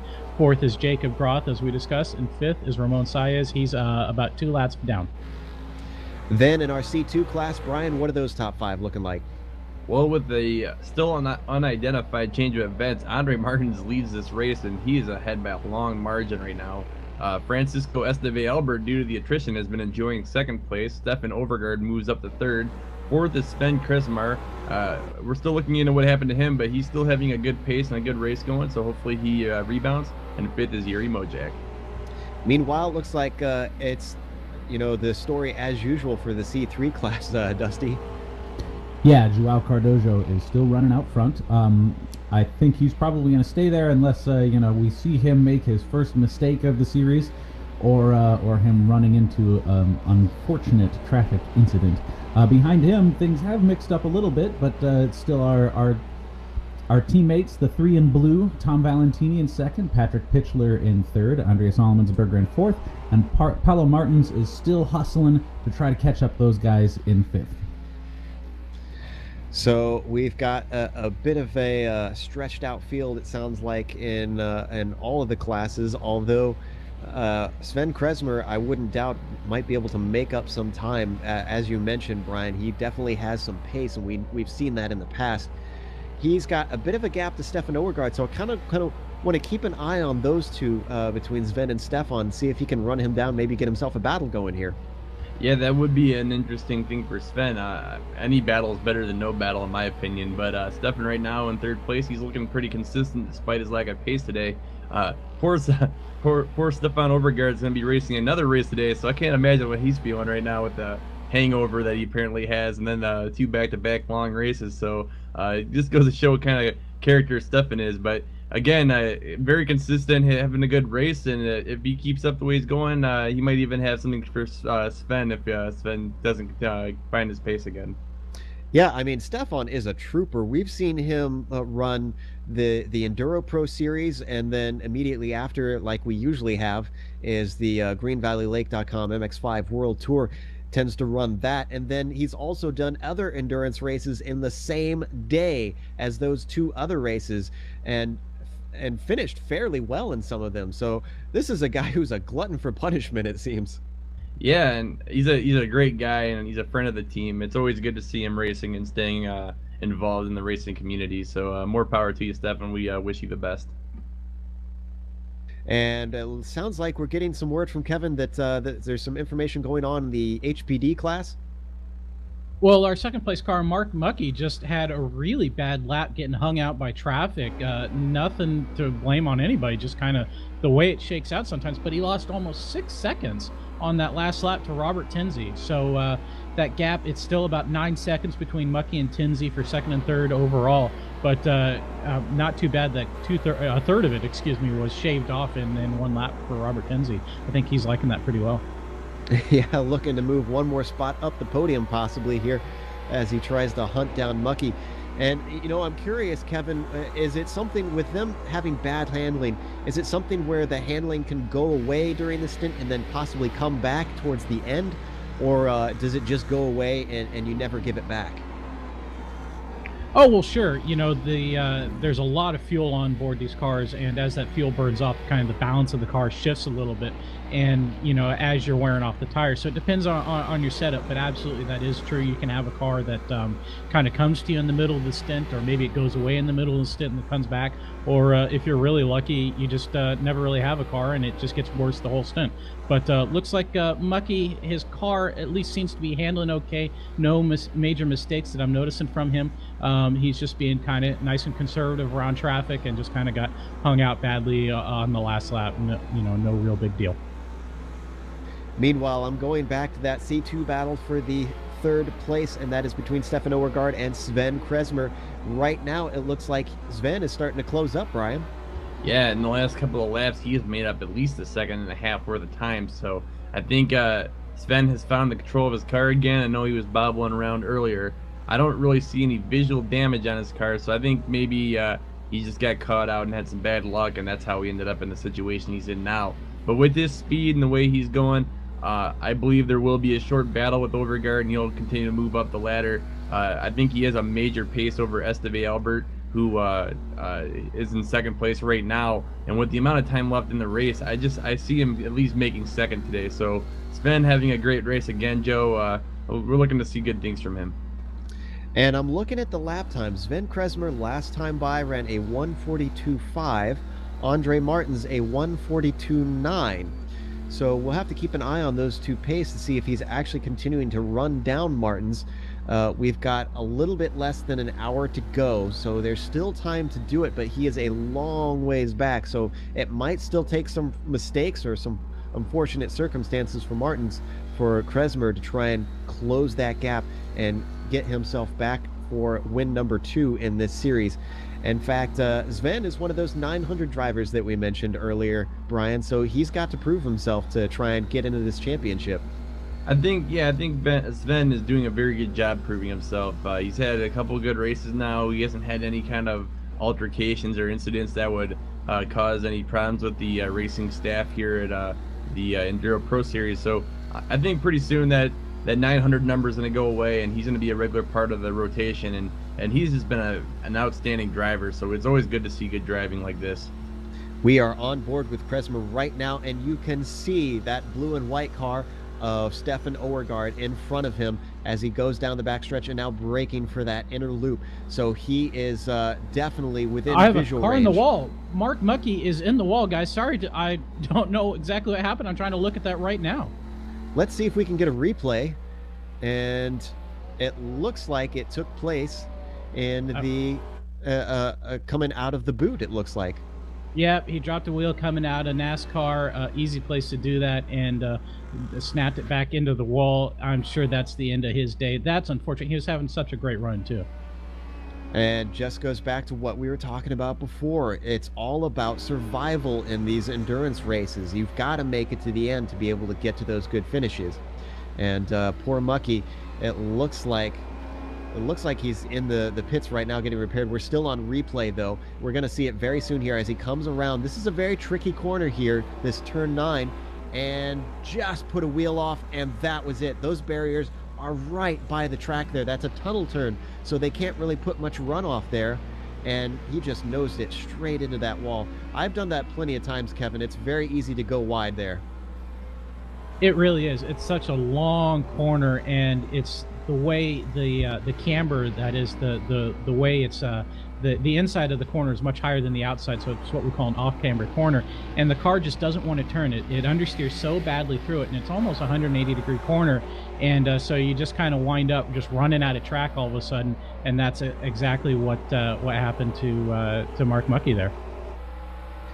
Well, and then there were 4, although I don't believe Muckey... Well, no, Muckey has exited, it looks like, so he's given up the ghost. This is going to bump Ramon Saez up into 4th, and Robert Tinsey into 2nd. Jacob Groth is into 3rd, so everything switches around once again, but the steadfast driver of them all, João Vaz, still up front, now with Muckey out, a 38-second lead over the field, 39-second lead over the field. So he is sitting quite pretty at the moment. Joe, I want to jump in real quick. It's been worth mentioning that the battle between Overgaard and Kresmer is now over. Coming up the hill out of the boot, Overgaard in the last lap went very wide. He caught the car before the wall came, but Sven had plenty of room to jump down the inside and got him in the next following corner. So Sven is in third place now. I'm riding on board with him at the moment, so I don't know where Overgaard went, but Overgaard is definitely going to be out of the reach for this third place position now, I think, at this point. And it looks like the lap times are still pretty consistent. Oh, no, I take that back. Martin's had a 1:42.6 this time by. He ran a 1:42.9 last time, so maybe his consistency just isn't quite where it needs to be. It looks like Kresmer is going to come across the line. He ran a 1:42.6 as well last time. Let's see what he runs this time. 1:42.5, so still slightly faster. And he's not as far back as he was before. So he's got his work cut out for him trying to run down Francisco Esteve Albert in second. But now Kresmer is into the podium spot. The one thing Kresmer really needs to be focused on now is not making mistakes, because if you notice, he went very wide coming out of turn 1. It's easy to spin if you hit that curbing wrong. Also in the SS section, coming up the hill, he comes very close to that wall every time. And just look at how much curb he takes coming through the chicanes. He is just throwing his car around the track with little regard right now. He wants to make up all the time he can, even if that means risking his car's safety and his position right now. So at the same time, we've seen how good of a driver he is, and some drivers like this are feeling comfortable driving like this. So all we know right now is that Sven is very fast, he's very consistent, and he's doing very well right now. And, you know, we talked about that he's a 900 driver. He, I mean, he's not in the championship yet. In fact, I believe he won't be because he's missed too many races. All his drop weeks will have been used up. So he has nothing to worry about as far as the overall big picture. This guy is basically out here each week for the win. Yeah, and that just goes to show you how much some people really, really, really get into sim racing. It's not about the points, more or less. I mean, yeah, having your name on a plaque somewhere or in a record book on the website would be great, and having that legacy behind you is great and all, but you know, it's about the here and now with this driver, and he's just showing how much he loves to drive. He's very aggressive, but at the same time, you can tell he has complete control of the car, and he just looks like one of those pure drivers you run into on a service like iRacing.com. Very good talent up here in third place. Absolutely. He is really hustling that car. Like you said, I've been watching now, and he is using every inch of the track as we see him head up through the S's, just clobbering some of these curves, which I would think would be a bit dangerous because the curbs around here can really unsettle you. They're not terribly high, but they're right there on the edge of the track, and just they jut up a bit. And from my experience, I try to stay away from them. Yeah, especially if for those who haven't been here to Watkins Glen or are unfamiliar with Watkins Glen, you see these curves that look like your traditional curves that are kind of flat and have a little bit of a crest on them, but then you got the other ones that are very thin and they're rounded, and that's like hitting like if you think like a parking spot where you got like the bumper blocker thing, it's like hitting that at going over 100 miles an hour. Your car gets lifted up, you lose all control of the car, and it's very difficult to catch it. And you can see that Sven is just eating those up like they don't even exist. So quality driving from Sven. And it sounds like our second set of pit stops are starting to take place. We've got 45 minutes left to go. And who is currently in the pits right now, Daniel? Robert Tinsey just made his second stop. Matt Zell is just entered the pits, but going relatively slowly, so I'm not sure if he's run out of fuel, if he's put it in the wall somewhere. I'm not sure. It didn't look like there was any damage on the car when he came in, so I'm not sure. Oh, there's a little bit of damage on the right rear actually, so I'm not sure if someone can have a look at that. But I'm thinking he might have run out of fuel actually, which is a bit surprising. Well, it's easy to get that wrong around here since it's a fairly long course. So if you just push it a little too far, it can happen. However, I'm trying to look around and see what the standings are generally everywhere. And I'm sorry, Dusty, we haven't really gone to a whole lot in the C3 class today, but it's just been so spread out over there. There's even the three pure racing teammates seem to have lost touch a little bit. Yeah, a little bit. It's actually, it's been interesting. I've been looking at, we've been talking about the pure racing guys as as a team, as sort of a whole. And I started looking back through the pack, and an interesting pattern sort of arrived.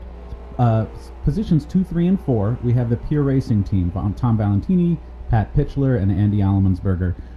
Then if we go further back, right now we have in 6 and 7 within their class, Tiago Albuquerque and Cedric Pinzak, and I didn't really notice those guys are teammates in the Playseat racing cars, and they're running right next to each other. And then if we go a little bit further back yet, we have Adam Gosling and Simon Carr. And those guys in their simracinghardware.com cars are also teammates and also running right next to each other. So it just kind of goes to show, do these people group up because they're about the same speed? Or, is it just the fact that who you practice with, that's sort of where you set your boundaries at, or your barriers, and you tend to push and practice with each other and end up at about the same time? Good question. I wish I knew the answer. My team hasn't been able to practice with me a whole lot. I'll have to ask our crew chief and see what his observations are on that. Yeah, it's just sort of interesting because we have Joao Cardozo, and he's running out in the front, and he's definitely by himself. And, I would like to see some of these guys really, how much of the team aspect, can really help you out. But then is there a certain point where it starts to hold you back unless you can get some fresh blood in? I'm not entirely sure, and I'd be curious to see what some of the drivers think about this. We'll have to ask if we could get some of them into the booth after the race and see what they have to say. We'll need to ask some questions on that. Meanwhile, it sounds like we also have a few more HPDs in. What's going on with that? Jacob Groth, also Robert Tinsley's teammate in the HPD C1 class, has made his final stop and is now leaving. Also in the pits was Andreas Ellensberger. He is also currently leaving the pits as we speak. And also, last time I reported, once I find... Matt Uzel was coming into the pit slowly. He is still stationary, so I'd say he's put it into the wall somewhere, considering he's been in the pits for a good few minutes now. Meanwhile, it sounds like we had some problems with Tinsley for a second there. Kevin, what happened? Oh, well, it wasn't necessarily a problem. He just got a little bit more oversteer in the inner loop than he wanted, but kept it together, had a little bit of fun through there, I think, although it wasn't all that fast. So continuing on, Tinsley should be back up into the second spot. Our timing sheets haven't updated yet. He will probably when he goes by this time. And last time by, he was a whole minute and 23 seconds behind Vaz, but I believe Vaz has not yet made his second stop. So we need to wait for that to figure out exactly where that gap is between those guys. Vaz continuing to dominate this series. He currently has the most wins, currently is the points leader. In fact, I want to say he has 3 wins. Yes, 3 wins so far in this series. He won at Mid-Ohio, his first one. Then he won at VIR after Troy Schultz ran into trouble and outlasted him at Laguna Seca when Troy had to give up due to damage. And it looks like with Troy not here today, Joao Vaz is completely unchallenged. 39 minutes left to go, though, so there's still mistakes that could be made. He has to keep it on track. He has to continue at this pace to be able to continue to dominate this championship in the way that he has. Andre Martins, however, he has been doing quite well today. And in fact, I think this will be a welcome win for him if he can bring it home, Brian. Yeah, I'm really impressed with his drive today. He hasn't made too many mistakes, and even when he was in the battle earlier on and got all that pressure from Sven and Farouk, he held on tight and has come out on top so far due to the situation. But looking back at the battle here, speaking of Sven Kresmar, I'm on board with him right now, and in the distance past the McLaren, I believe it is, you can see the next car, which is Francisco Esteve Albert, in the distance. So Sven is closing that gap and doing it very quickly. So again, yeah, Andres is having a really great race, but so is Sven Kresmar, and I really like them both going in. They had very similar qualifying times, and it was kind of a shame to see them all getting separated like they did, Joe. So unfortunately, it's part of endurance racing, but it makes it all good in the same in the end, all the same. I think Sven is not giving up, though. I'm looking at that lap times, 142.4 last time by. Andre Martin's 142.9, which is what I've seen mostly from Martin's whenever I've checked in to see what his lap times have been. So Kresmer is just closing in about half second a lap, lap by lap, just easing up to him. Although he's got to get by Francisco Esteve Albert first, and so that could slow his pace up. And I'm not sure. I'm trying to figure out exactly how many laps they have left, and see where that's going to put Martins and Kresmer away from each other if nothing happens as far as mistakes.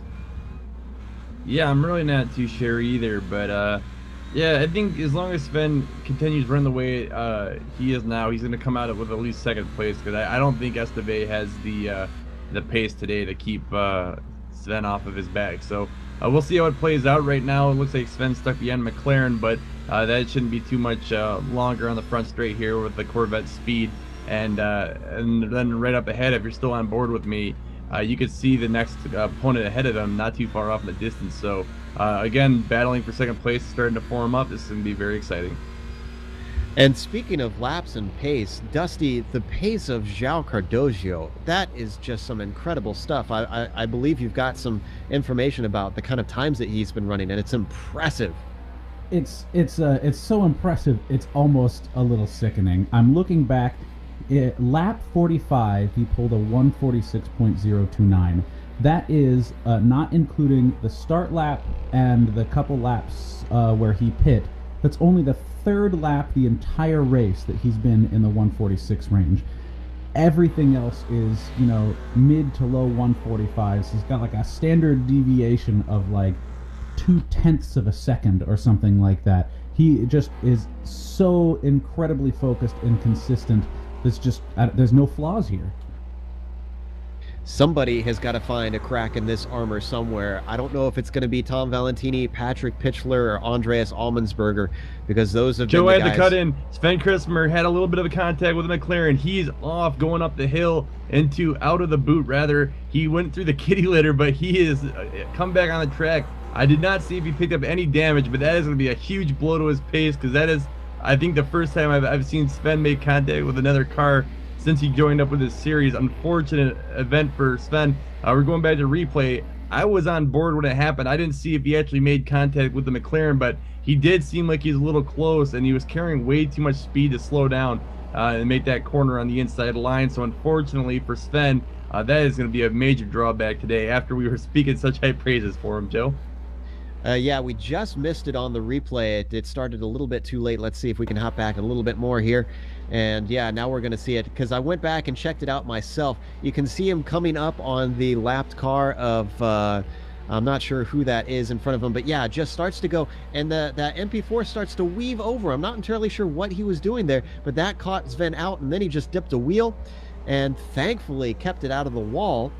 It was a very, very light touch, but with it being side to side, you always have to wonder if that's going to mean suspension damage. It's such a risk in these cars. Yeah, and while I feel bad that it happened, I kind of say Sven could have gone a little bit wider there. I don't know why the McLaren weaved over like you noticed, but at the same time, if you're not giving the McLaren any room, he might have felt like he was being pushed in the grass himself. And sometimes that's all it takes for a little contact to happen. And unfortunately, at a track like Watkins Glen, where there's so much grass around with these close barriers, sometimes all it takes to ruin your race is just one tire going off. And that will suck your car in like a vortex, and it's very hard to stop the car at that point. Luckily for Sven, there was a kitty litter in front of him, and he was able to slow the car down and avoid the wall. So I think Sven got a lucky break there. But I think either way, that could have been avoided from both drivers, regardless of how you look at it. We're getting word from the stewards that they have no reports of contact between the two cars, so maybe it was a few inches between them, but they didn't actually touch from what we're hearing. Just to give you an idea, though, Sven lost 3 seconds compared to his usual pace on that lap. So that has definitely set him back in trying to run down Francisco Esteve Albert. Yeah, again, I don't really have much more to say about the incident other than that's what happens in multi-class racing sometimes when you're not giving enough room between classes. Lower classes doesn't necessarily want to get out of the way when he has the preferred line and he's not doing anything wrong, but at the same time, if you're the faster car, you need to make the responsibility, or you have the responsibility to make a better pass. And I think he could have gave the McLaren a little more room. So we'll see what ends up coming out. Right now, there's no reports of contact or any kind of penalties. Unfortunately, I think we'll just go from there, Joe, and just see what happens. We're hearing that Stefan Overgaard has stepped into the pits. I believe that should be his second stop. So Stefan Overgaard should be good to go with a half an hour left from here on out, as long as he put enough fuel into that tank. And he is currently sitting in fourth from what I'm seeing on the timing screens. I'm not sure if that's going to update since he had just recently pitted. We'll keep an eye on that. He's sitting behind Sven Kresmer, it looks like, but actually, let's see. I believe he is actually still holding on to that position. Yes, because Albert Denieling, our fifth place car, he is sitting a whole lap down more behind Stefan. So there's a long way back to the next guy. These top four are looking pretty comfortable, and it's all between themselves to try and keep those mistakes out, as Sven Kresmer has just recently discovered. Sounds like we've got an MP4 into the pits as well. Daniel, what have you got? Paulo Martins is currently in the pits. Joe, he's just rejoined the track now, actually. I'm trying to figure out... No, he hasn't jumped. I thought he might have jumped one of the pure racing cars then, but he hasn't. Patrick Pitchler is yet to stop, however, in the C3 class. So I'm assuming that will be happening within the next couple of laps, and I'll keep you posted. Joe? We're getting something from Brian Corwin as far as it looks like more contact here. What's going on, Brian? Well, I don't know if there was contact, but an HPD was trying to go down the inside of Sven Kresmar going into turn 1 here in lap 51, I believe. And the HPD went way off wide. He took the inside line, and typically what you see if the car carries too much speed is they go into that kind of runoff area.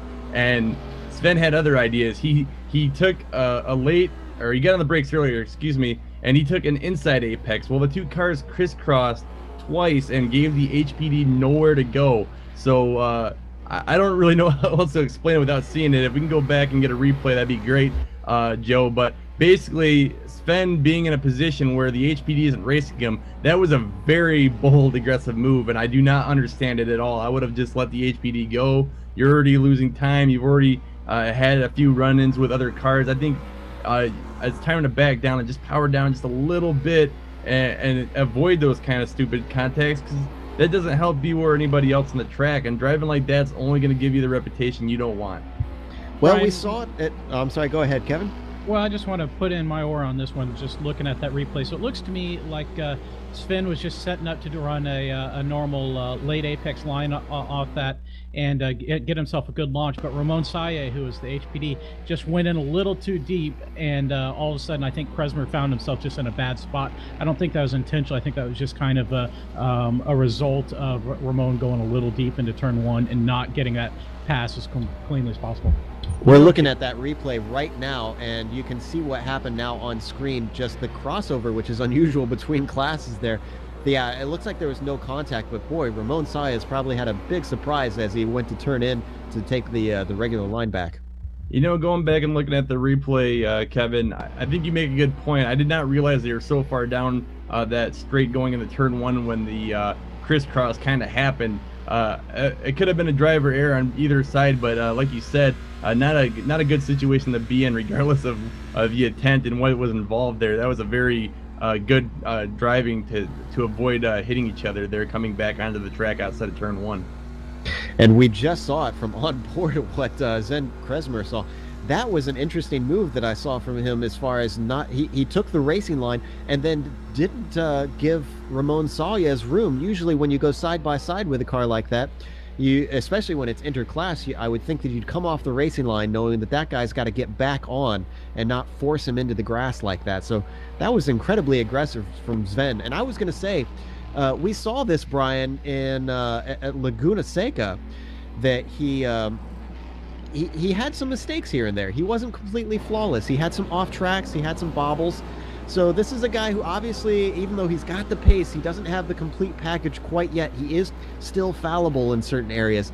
But I'm getting some word that Daniel Benefield has some information for me. Daniel, what have you got? Yeah, that just then, Patrick Pitchler made his final stop He pitted 2 laps or 3 laps later than Joao Cordosio, Tom Valentini, and 2 laps later than Paulo Martins. What this has allowed him to do is actually jump Tom Valentini in the pit stops. Patrick Pitchler is now second in the C3 class. So we have got a battle going on between Pitchler and Valentini, and looking at them right now, if we can hop the cameras over to those two, they're very close on track. In fact, they've got Tinsey trying to get by them, and he's waiting patiently. Now we see them on screen coming through the toe of the boot. It looks like Valentini is trying very hard to try and find a way past Pitchler. Dusty, we finally got some action for you here in the C3 class. Yeah, that was one heck of a move by Patrick there, managing to jump him, get these guys back in a racing position. We'll see. I mean, these guys, the closer they get, the harder they tend to fight. So, here he goes. He's going to try to get a good launch coming out of there, out of quarter 9. He's looking to the inside, going in towards 10. Can't quite make it there. Going to see if he can manage to get a really good launch going out of that final corner into the main straight and make a move going into 1. I was going to say, turn 10 is not the place to try and dip your car in unless you got a major mistake from the car in front. So that was possibly just a, hey, I'm here move from him. He's looking to the inside, coming down to 1, but he's not close enough. Just another one of those, hey, give you a little bit of a wave. I'm trying to try something, so better be ready. And it looks like Pitchler is going to have his hands full with Valentini in a moment here. Yeah, turn 1 is always a huge chance to get on the gas early for this long section, get some draft in, and he does. He gets beside him. Looks like he's got the position going into the chicane. And yes, absolutely, he's even going to be able to get a decent line going in, and he takes the position back.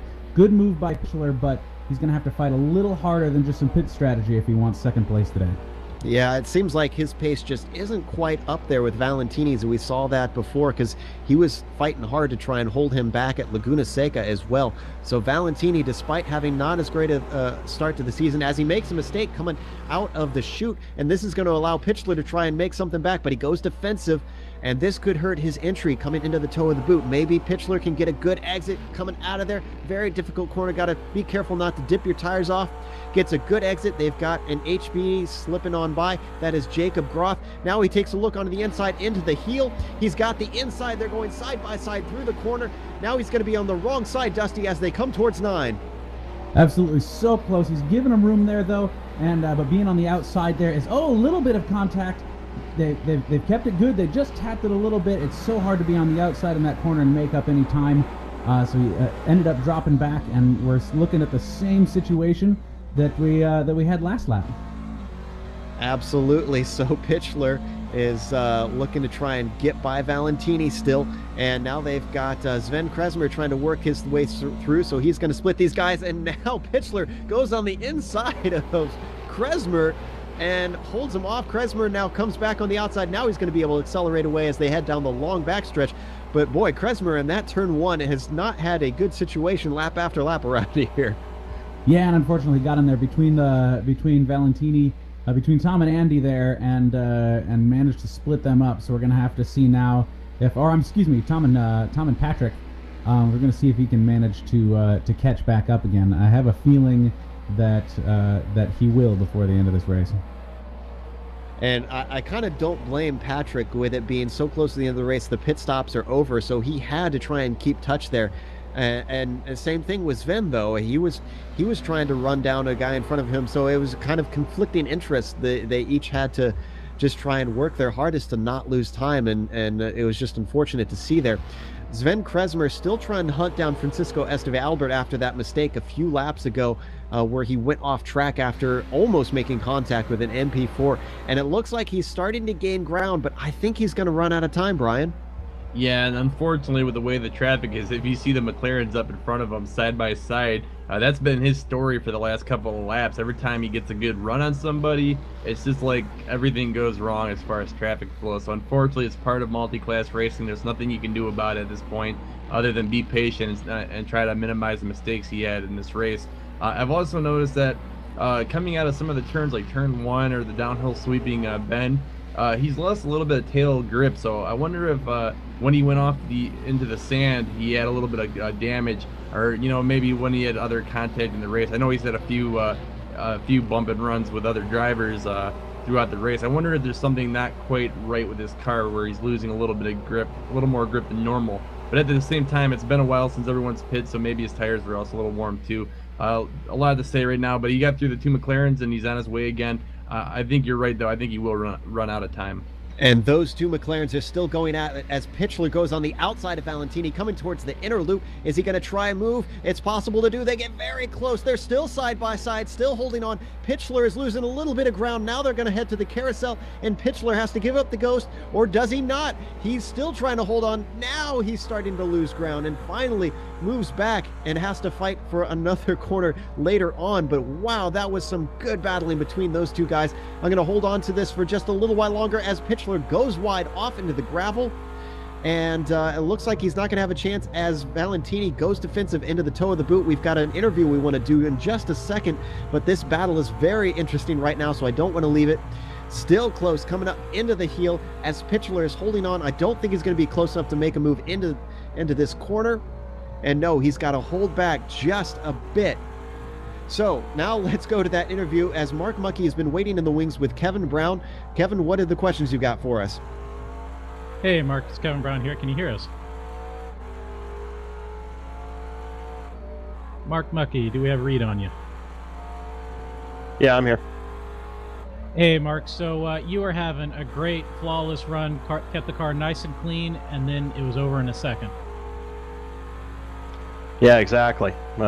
Just put a rear tire out on the grass, and that was all it took. Boy, yeah, that was just kind of heartbreaking. As I said, it was just nice and clean there. You started, I think, 5th and worked your way into 2nd with other guys falling off, having had a great battle with Robert Tinsley and Jacob Groth. Did you think that this was definitely in your bag today?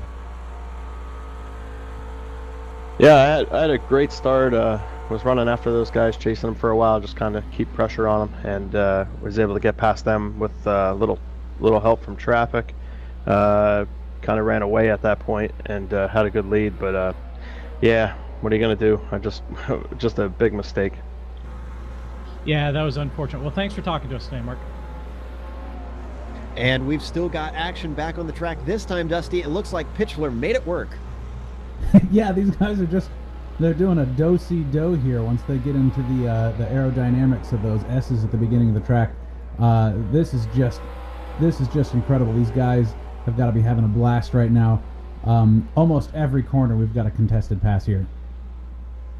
Absolutely, and it looks like Valentini is trying to take a peek coming into the heel of the boot. Whoa, he gets very close to the back end of his teammate there, but thankfully they don't make contact. Lost a little bit of ground trying to get out of that. That could have been a bad moment if they actually came together and took each other out. That's the last thing you want as teammates. So closing into turn 10 here, now he's got to try and get that gap back as close as he can as he's trying to hunt down Pitchler for that 2nd position in C3. Yeah, he's doing a really great job, staying in the back. Aside from that one little bobble earlier, he got on the brakes a little bit late. But if you notice, he's trying to take a little bit later apex than he might normally, getting that exit speed up, especially right here. You'll see he's got a little bit more exit velocity, I think, than Patrick Pitchler. And he's going to use that to his advantage along with the aerodynamics, and we'll see if we'll see yet another pass going into the chicane. And yes, here we go. This is about the 3rd or 4th lap in a row that these guys have changed positions right here. So coming up into the chicane, we're going to see if we're going to have another 2 wide situation. No, Patrick drops back, gives him the position, doesn't want to do anything dangerous, and then got a pretty good launch coming into the carousel. He's staying up behind him, but these guys are all over the place. There's a bit of gap opening up now, coming into the boot. And here we go. If you can close this gap up again, we might be setting up for the same thing again next lap. Yeah, it seems like they know that they can do that. So you have to wonder that if they know they can try and get that pass done with that draft, are we going to see a snipe at the end of the race? Or are they going to want to be sitting back in that 3rd position instead of 2nd position and be the car behind? We saw stuff like that happen in other series at places like Daytona, and Watkins Glen is kind of known as a draft track in some of these GT cars. So I wouldn't be surprised if we see some strategy start to come into play later down the line. Well, now that we've been watching these guys for a number of races. We talk about the teammate cooperation and stuff a whole bunch, and what sort of strategy they're running to try to keep themselves up. At this point in the season, I would have to say these guys cooperate very well. They drive very well. They all make it to the finish every time. But I get the feeling that strategy maybe not their strongest point. At least as far as the race as a whole. If they're really thinking strategy, instead of maybe making passes every single corner, these guys could possibly work together a little bit and see if they could push forward. Of course, Joao Cardozo has enough of a lead at this point that they probably figure they're just going to have fun with it. Absolutely, and have fun they have, as Pitchler once again moves back into the second spot. In the meantime, Daniel Benefield does have some information for us. Dan, what have you got? Our overall leader and C1 leader, Joao Vaz. Dan, I have to cut in. I'm sorry real quick. It looks like a car spun down the backstretch right coming out of the boot. I did not see who it was, but he spun right in front of Sven Kresmar and pulled right onto the track. I'm going to go back and see what happens, Dan. I apologize for cutting in on you. It's all good, Brian. I seem to be struggling getting my things in today. It's a lot of action. It's really good. All right. Excuse me. I have one update real quick. It was Francisco Esteve Albert, the person that Sven Kresmar was trying to catch up, the hairpin in the boot. He came out with a little loose, got tail happy, and spun it into the wall. Sven Kresmar just made it past him before Francisco was able to pull onto the track. I don't think Esteve got too much damage, but we know how fast Sven is, and that is not how Esteve wanted to end the last couple minutes of this race. All right, well, Sven obviously moving himself one more position up, and well done to him. And Francisco Esteve Albert is into the pits, as you can see on your screen now. Dan, what was that information you had? Joao Vaz has made his final pit stop. He made it a couple of laps ago now. Just staying fearless. I was just watching Esteve Albert exit the pits, and he's actually spun it in the pits. He's hit the wall on the right, and now he's hit the wall on the left. So if anything, he's just done more damage by exiting the pit lane. So I'm not sure if he's just going to try and get it to the end. It looks like he is. But I tell you, he's going to benefit from this, actually, is the guy that's coming into turn 1 right now. Stefan Overgaard will now be in third, I believe. I am sure Francisco might be ruining that maneuver, because unfortunately we caught that one live on the air. And poor Francisco is going to have to live that one down, much like Troy Schultz at VIR. And you are right, it looks like Stefan Overgaard just slipped by. So Stefan, despite partying a little too hard, might be able to party a bit more with a podium finish. Hey, if I'm Stefan Overgaard right now, I keep partying because he is having a good race. And that goes back to our earlier point. If you survive in an endurance race, good things will happen. Sometimes it's not about being the fastest car on the track, it's about being the one that finishes. And right now, Stefan Overgaard's in a good place. Right now, it looks like Sven Kresmar's jumped into the pits. I wonder how close the rest of the Corvettes are on fuel, if they're going to make it or not. Andre Martins just went by, or no, excuse me, he got passed by the lead HBD car. So now everyone is 5 laps down to the overall leader.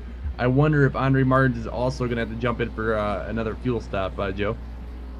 It's a good question. Also, Stefan Overgaard is trying to hunt down Sven, who is still sitting in the pits. I'm very curious to see how much fuel he's going to have to take. He's been sitting there for quite a while, which is unusual. Daniel, you have to give us a time, because he's only got 15 minutes left, less than 15 minutes left. Now he takes off, and we got some word on the time. I didn't quite hear it, though.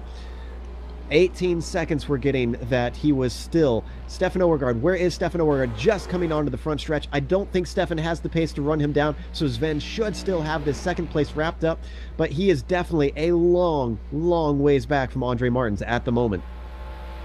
If Andre Martins played his fuel strategy right, and we know he has experience playing the strategy card, I think he's going to come out with a good finish today with a lead. And the second win for the year, I believe it would be his second win. So Andre is in a good position right now. All he has to do is finish, it looks like. Sven with his fuel stop is going to be on cold tires for a little bit. I just don't see him making any kind of move unless something bad happens. And Andre is into the pits right now, so he has yet to make his second stop, apparently, and has to get that done. I'm sorry, actually, we're hearing it's his third stop? Is that correct? We'll have to go to Daniel on that one, because I don't have any information for his second stop. Yeah, this is only his second stop. It should only be... Oh! He's missed his pit stall. Andre Martin's just missed his pit stall. He had to... It looked like he was too far back, and then overgassed it because he went forward and then reversed up again. Well, Daniel, right now Sven is leaving the boot. So where does that put Andre Martins? Well, the car just dropped down off the jacks now, and he's actually just pulling away now, so he should still be in the lead quite easily. Yeah, I can't even see Sven. But so Andre did maintain the lead, Joe. Yes, he will have a fairly comfortable lead, it looks like, as now he's heading through the S's, and Sven Kresmer is just getting to turn 1. But Sven does have the pace, so all it takes is a mistake from Andre, just a half spin, and that could put Sven up on his bumper, and the race will be on. We've got 12 minutes left, so he's got to keep the mistakes out. And we're looking at Andre, and you can't even see him down the backstretch, so he does have a little bit of a handicap. Just to give you a bit of a correction, that was Francisco Esteve Albert's third stop. Patrick Pitchler just lost it coming out of the pits, or coming out of the bus stop. And we saw that one on screen. We're going to get the replay up. It looks like there's another car involved. That is Jiri Mojak. Boy, that guy can't stay away from problems with leaders, it seems, as Andre Martins has a smoking car. We're now looking at the replay coming down the backstretch towards the inner loop. Let's see what exactly happened. I didn't get to watch it. It looks like... Patrick Pitchler and that was loose. Yep, go ahead. That was Patrick Pitchler in his way, and Jiri Mojak ran into the back of them, as Pitchler, weirdly enough, is the one able to continue out of those 3. So Andre Martins, just as I was saying, having to keep the mistakes away. Sven Kresmer slots himself into first. Brian, who saw this one coming? Oh my goodness. Well, not me. And like I said, as long as you survive, anything can happen in endurance racing. This is going to be quite the win for Sven Kresmer if he can keep out of trouble now. I'm so sorry to Andre. You were having such a great race, our friend, and yeah, just a strange turn of events. But like you've always said in endurance racing, if you're the faster car, you need to make sure that you get around the cars around you safely. Sometimes you just have to have a little more spatial awareness. I didn't see the accident happen, so someone could correct me if I'm wrong. That just looked like a bad timing on everyone's part as they all got wrapped up in it. Actually, I got to put that one kind of on Pitchler. He got loose coming out of the chicane and spun it, bounced off the wall. But what he did after that is he crossed the track, as opposed to just standing on the brakes and holding where he was. He came across the track, and then managed to collect another car. He didn't have anywhere to go. Yeah. Meanwhile, I'm sorry, guys. I have to butt in. We need to hand over to Kevin because there's been a change in C1. Indeed, Robert Tinsley had to stop into pit lane. He was short on fuel. That gives second place to Jacob Groth. That's a little unfortunate for Tinsley. I think he's kicking himself right now. In fact, he's just getting passed by our leader of João Vaz. So that's going to put him a lap down. That means we're going to have only 2 cars on the lead lap at the end of this thing, as Tinsley drops one more position. Now, one thing I want to touch on with these C2s, though, is that Stefan Overgaard is still a little ways back, but we just saw, Brian, that we don't know what's going to happen. If Stefan can win this thing with a hangover, boy, what a celebration that's going to be for him. Yeah, he is a little ways back, and there's a few McLarens between him and Sven, but, man, what a crazy race this has been from start to finish in the Corvette class. It's been a lot of fun. And Albert Deneeling is heading into the pits right now. In fact, he's in his pit stall as we see Andre Martins actually also, we don't see him on screen quite yet. Andre Martins stopped into his stall with that smoking car. Yes, now you can see him exit out. His day is done. Neeling is heading out. You can see right now he's sitting in third. And he just bumped the wall. Unusually, what is with this pit exit? Dan, we were just talking before the race how this is not a difficult pit exit, but these guys are having trouble all over the place. Yeah, I didn't think I'd need to mention it pre-race. Maybe I should have. I honestly do not think coming into this race we'd had 3 or 4 cars hit the wall in pit lane. It's completely beyond my belief. And Albert Danili is still holding in third place, though, with Andre Martins out and Jiri Mojak out. In fact, it looks like we'll only have 3 C2 cars at the end of this thing with only 8 minutes to go. Albert Danili, he qualified well down the field in the mid-pack in the C2 class. I don't think he was expecting a podium finish today. I don't even know what to say, Joe. This is the way the attrition is going and the way the turn of events happened here at the end of the race. I'm in complete shock. I don't know what to say. And I'm sorry, I was incorrect. Jorgen Walby is still circulating. So is Manuel Sanchez. Manuel Sanchez is whole 9 laps down, so he's had some serious trouble with his connection. It must be because I don't think he'd be that slow on pace as that he'd be so far down in the field. But regardless, he's still the 5th car in the C2 class, still circulating, so there is more than the podium still running around this track, but I don't think there's enough time for them to make up those spots. However, João Vaz continuing to lead in the C1 class completely unchallenged, a whole minute over the next car back, Jacob Groth, and then a whole lap ahead of the 3rd place car of Robert Tinsley. Ramon Salyes has done a good job to keep in this thing. He's currently sitting 4th and is still circulating 3 laps down, so he's had some problems of his own, but that is the only 4 HPD cars we have running. Meanwhile, in the C3 class, João Cardojo leading by a handy gap back to Tom Valentini, who is no longer troubled by Patrick Pitchler, who ran into the trouble that we saw. And then a bit of a gap, amazingly, back to Andreas Allmensberger in 4th. I don't know, Dusty, how he managed to how Pitchler managed to hold on to his position after getting whacked like that. Yeah, he didn't stay down too long. You know, it was a quick spin, bump into the wall, got hit by another car, but he was able to get it lined back up on the track. I'm amazed that car is still drivable. I was looking at his lap times. His first lap after the incident was about 3 seconds slower than his normal good fast laps, but then he peeled about another second off of that after he kind of got used to the car and how it's handling now post the accident.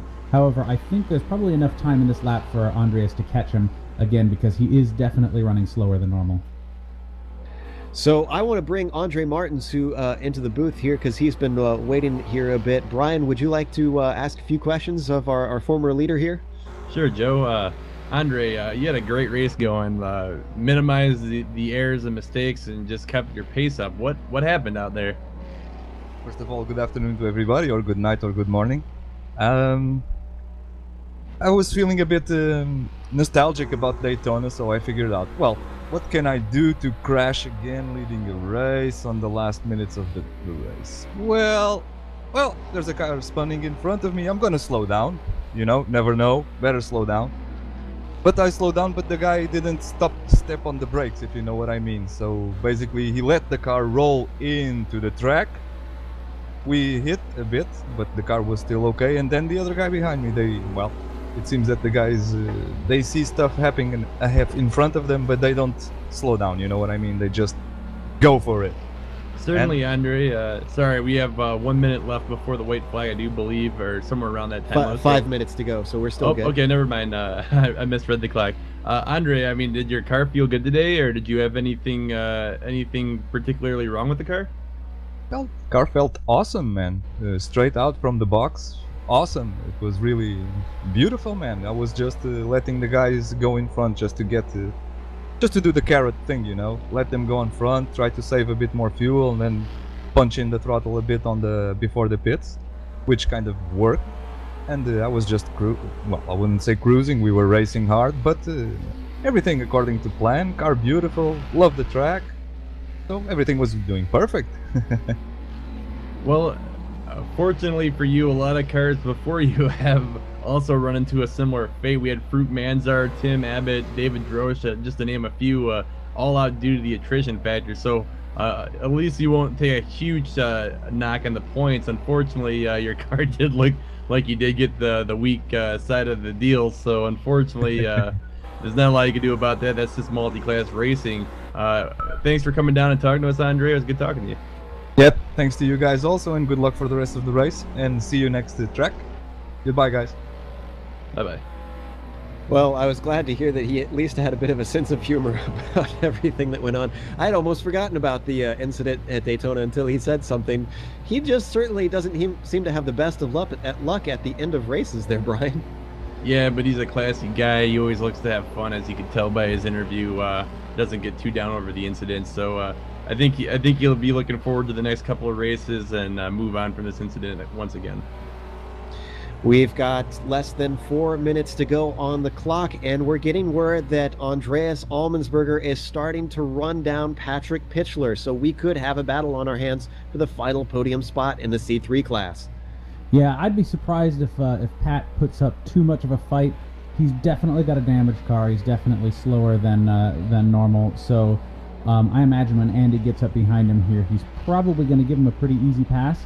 And even if he doesn't, Andy can make this happen. I think Pat's running probably about a second slower than he normally has. Still, there's enough gap behind Andy. I believe that Pitchler can still manage to hold fourth position and keep Pure Racing up there in 2, 3, and 4. And you can see he is right on top of him right now, and the straight line speed's probably going to be hurting for that car of Pitchler's as he actually goes a bit to the inside, so he's looking a bit racy, and we've got Stefan Oergaard slipping by these guys, so he's going to get in the midst of this battle, and wisely Allmensberger lets him through. I think he knows he's going to get opportunities to try and make it happen. We should have 2 to go this time by, as João Vaz continues to lap in the lead, unchallenged by just about everybody, with only one other car on the lead lap. I want to stay with this battle just a little bit longer to see what we've got between these two.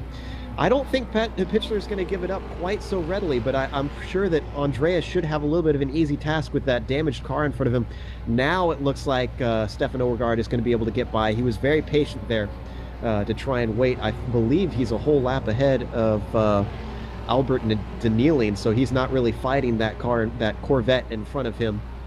Now we're heading down the backstretch, and this is really, Dusty, where Patrick Pitchler is going to be suffering, I have to imagine. Yeah, and I don't think he has just aerodynamic issues. That rear right tire, it's bent up a little bit, so aside from his downforce not being as good as usual, you saw him get a little bit sideways, even in those S's. I think his alignment's off a bit.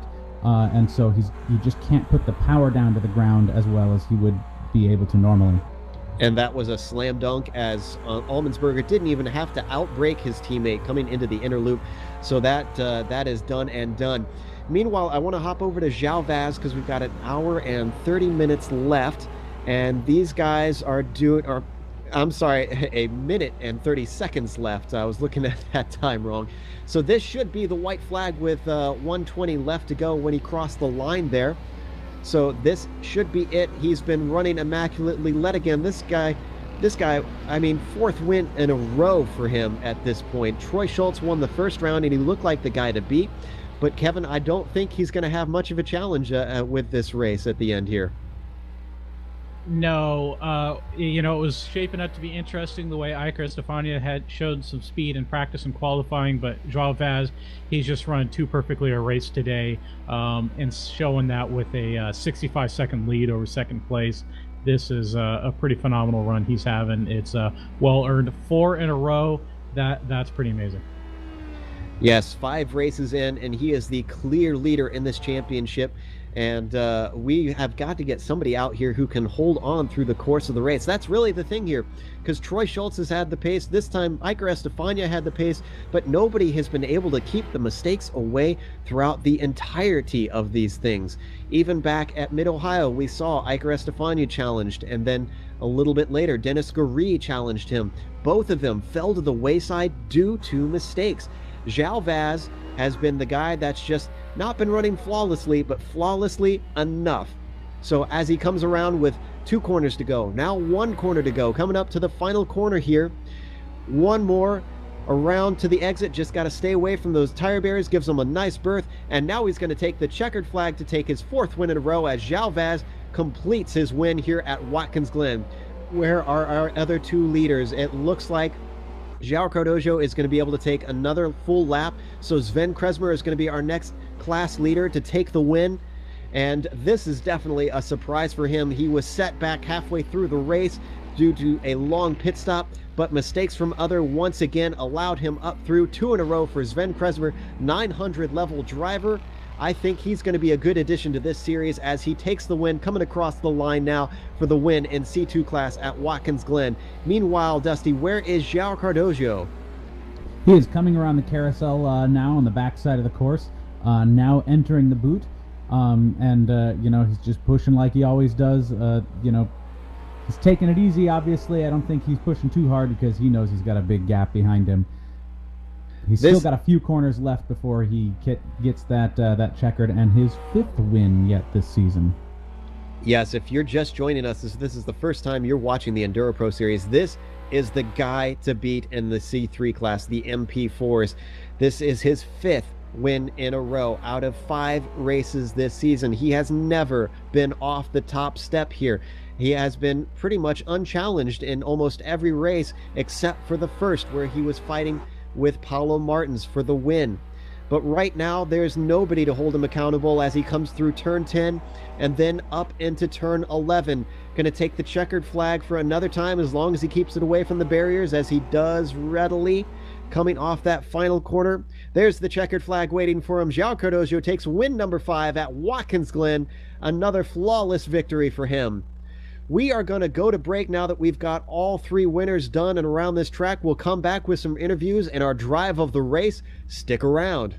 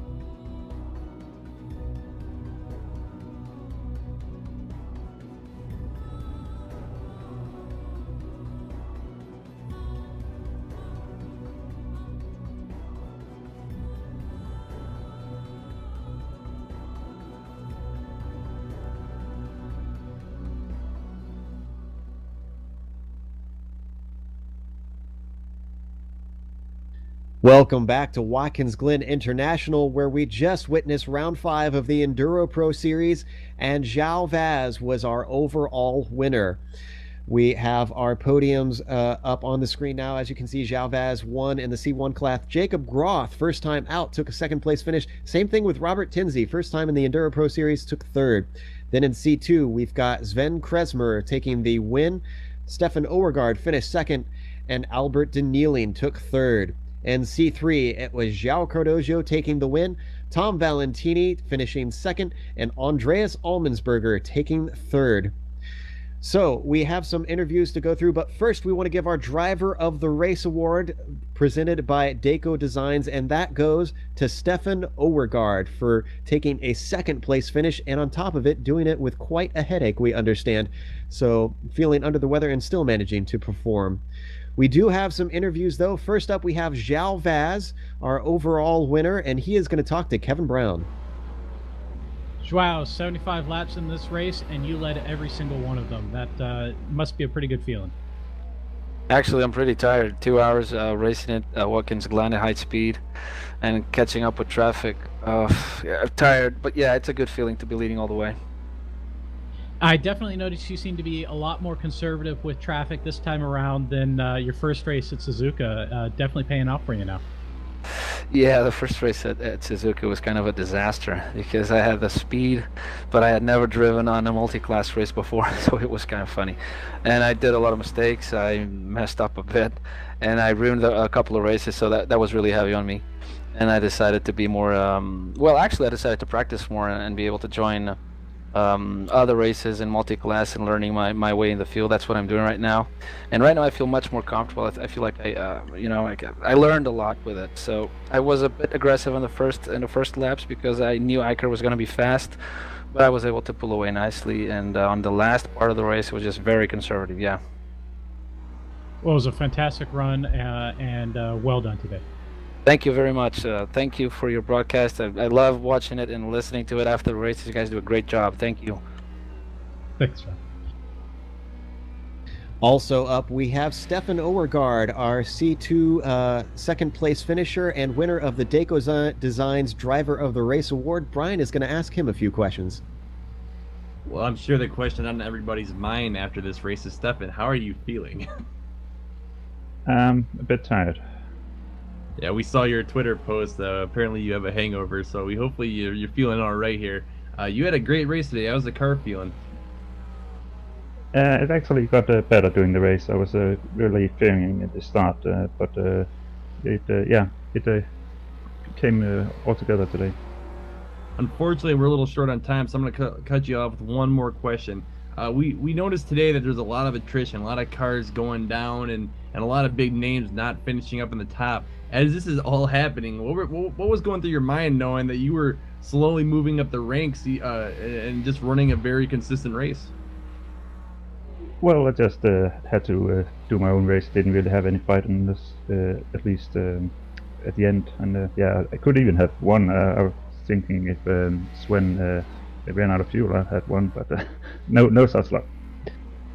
Well, Stefan, we know you have another race to go prepare for today if you choose to do it, so we'll let you go and go get a little bit of a break before the next one. Thanks for coming down and talking to us. Have a good day. Thanks. We've got one more interview to go, and that is João Cardoso, winner in the C3 class. João, you are now 5 for 5, a perfect season so far. You haven't gotten all the poles, though. I mean, are you going to try and get every single one of these things? Because right now, that's how it's looking. Well, I focused on this one. I wanted to keep the streak going, not for the streak, but because I knew that the tracks so far, I wouldn't say they've suited me, but some have suited me, some I'm neutral towards, but the rest of the calendar is pretty much designed to kill me. If you could pick my worst 5 tracks on the service, they're the next 5, so I knew I had to win this race. Yeah, you're certainly looking very handy right now. If you win the next one, you basically will at least tie for the championship, no matter what. I'm trying to remember what the next one is. Actually, it's Sebring, 3 hours. Sebring, yes. Oof, that is a rough one. Do you think you can handle all the bumps? Because that's one more variable that could possibly throw a wrench in your plans for perfection here. We'll see. I have no idea. It's going to be a new experience. I've never done a 3-hour race that I can remember. Actually, I might have done one. I'm not sure. But it's definitely not one of my best tracks, and the bumps will tire me out, definitely. It's not going to be easy. All right. Well, we're sorry to cut things short, but we've got another race coming up real quick here. Thanks for coming and talking to us, and congratulations. Thanks, guys. All right, we are going to wrap up really quick right here. Thank you to Deco Designs and Sim Seats. Also, thank you to the organizers, Mario Beaudry and Marc-Andre Povin.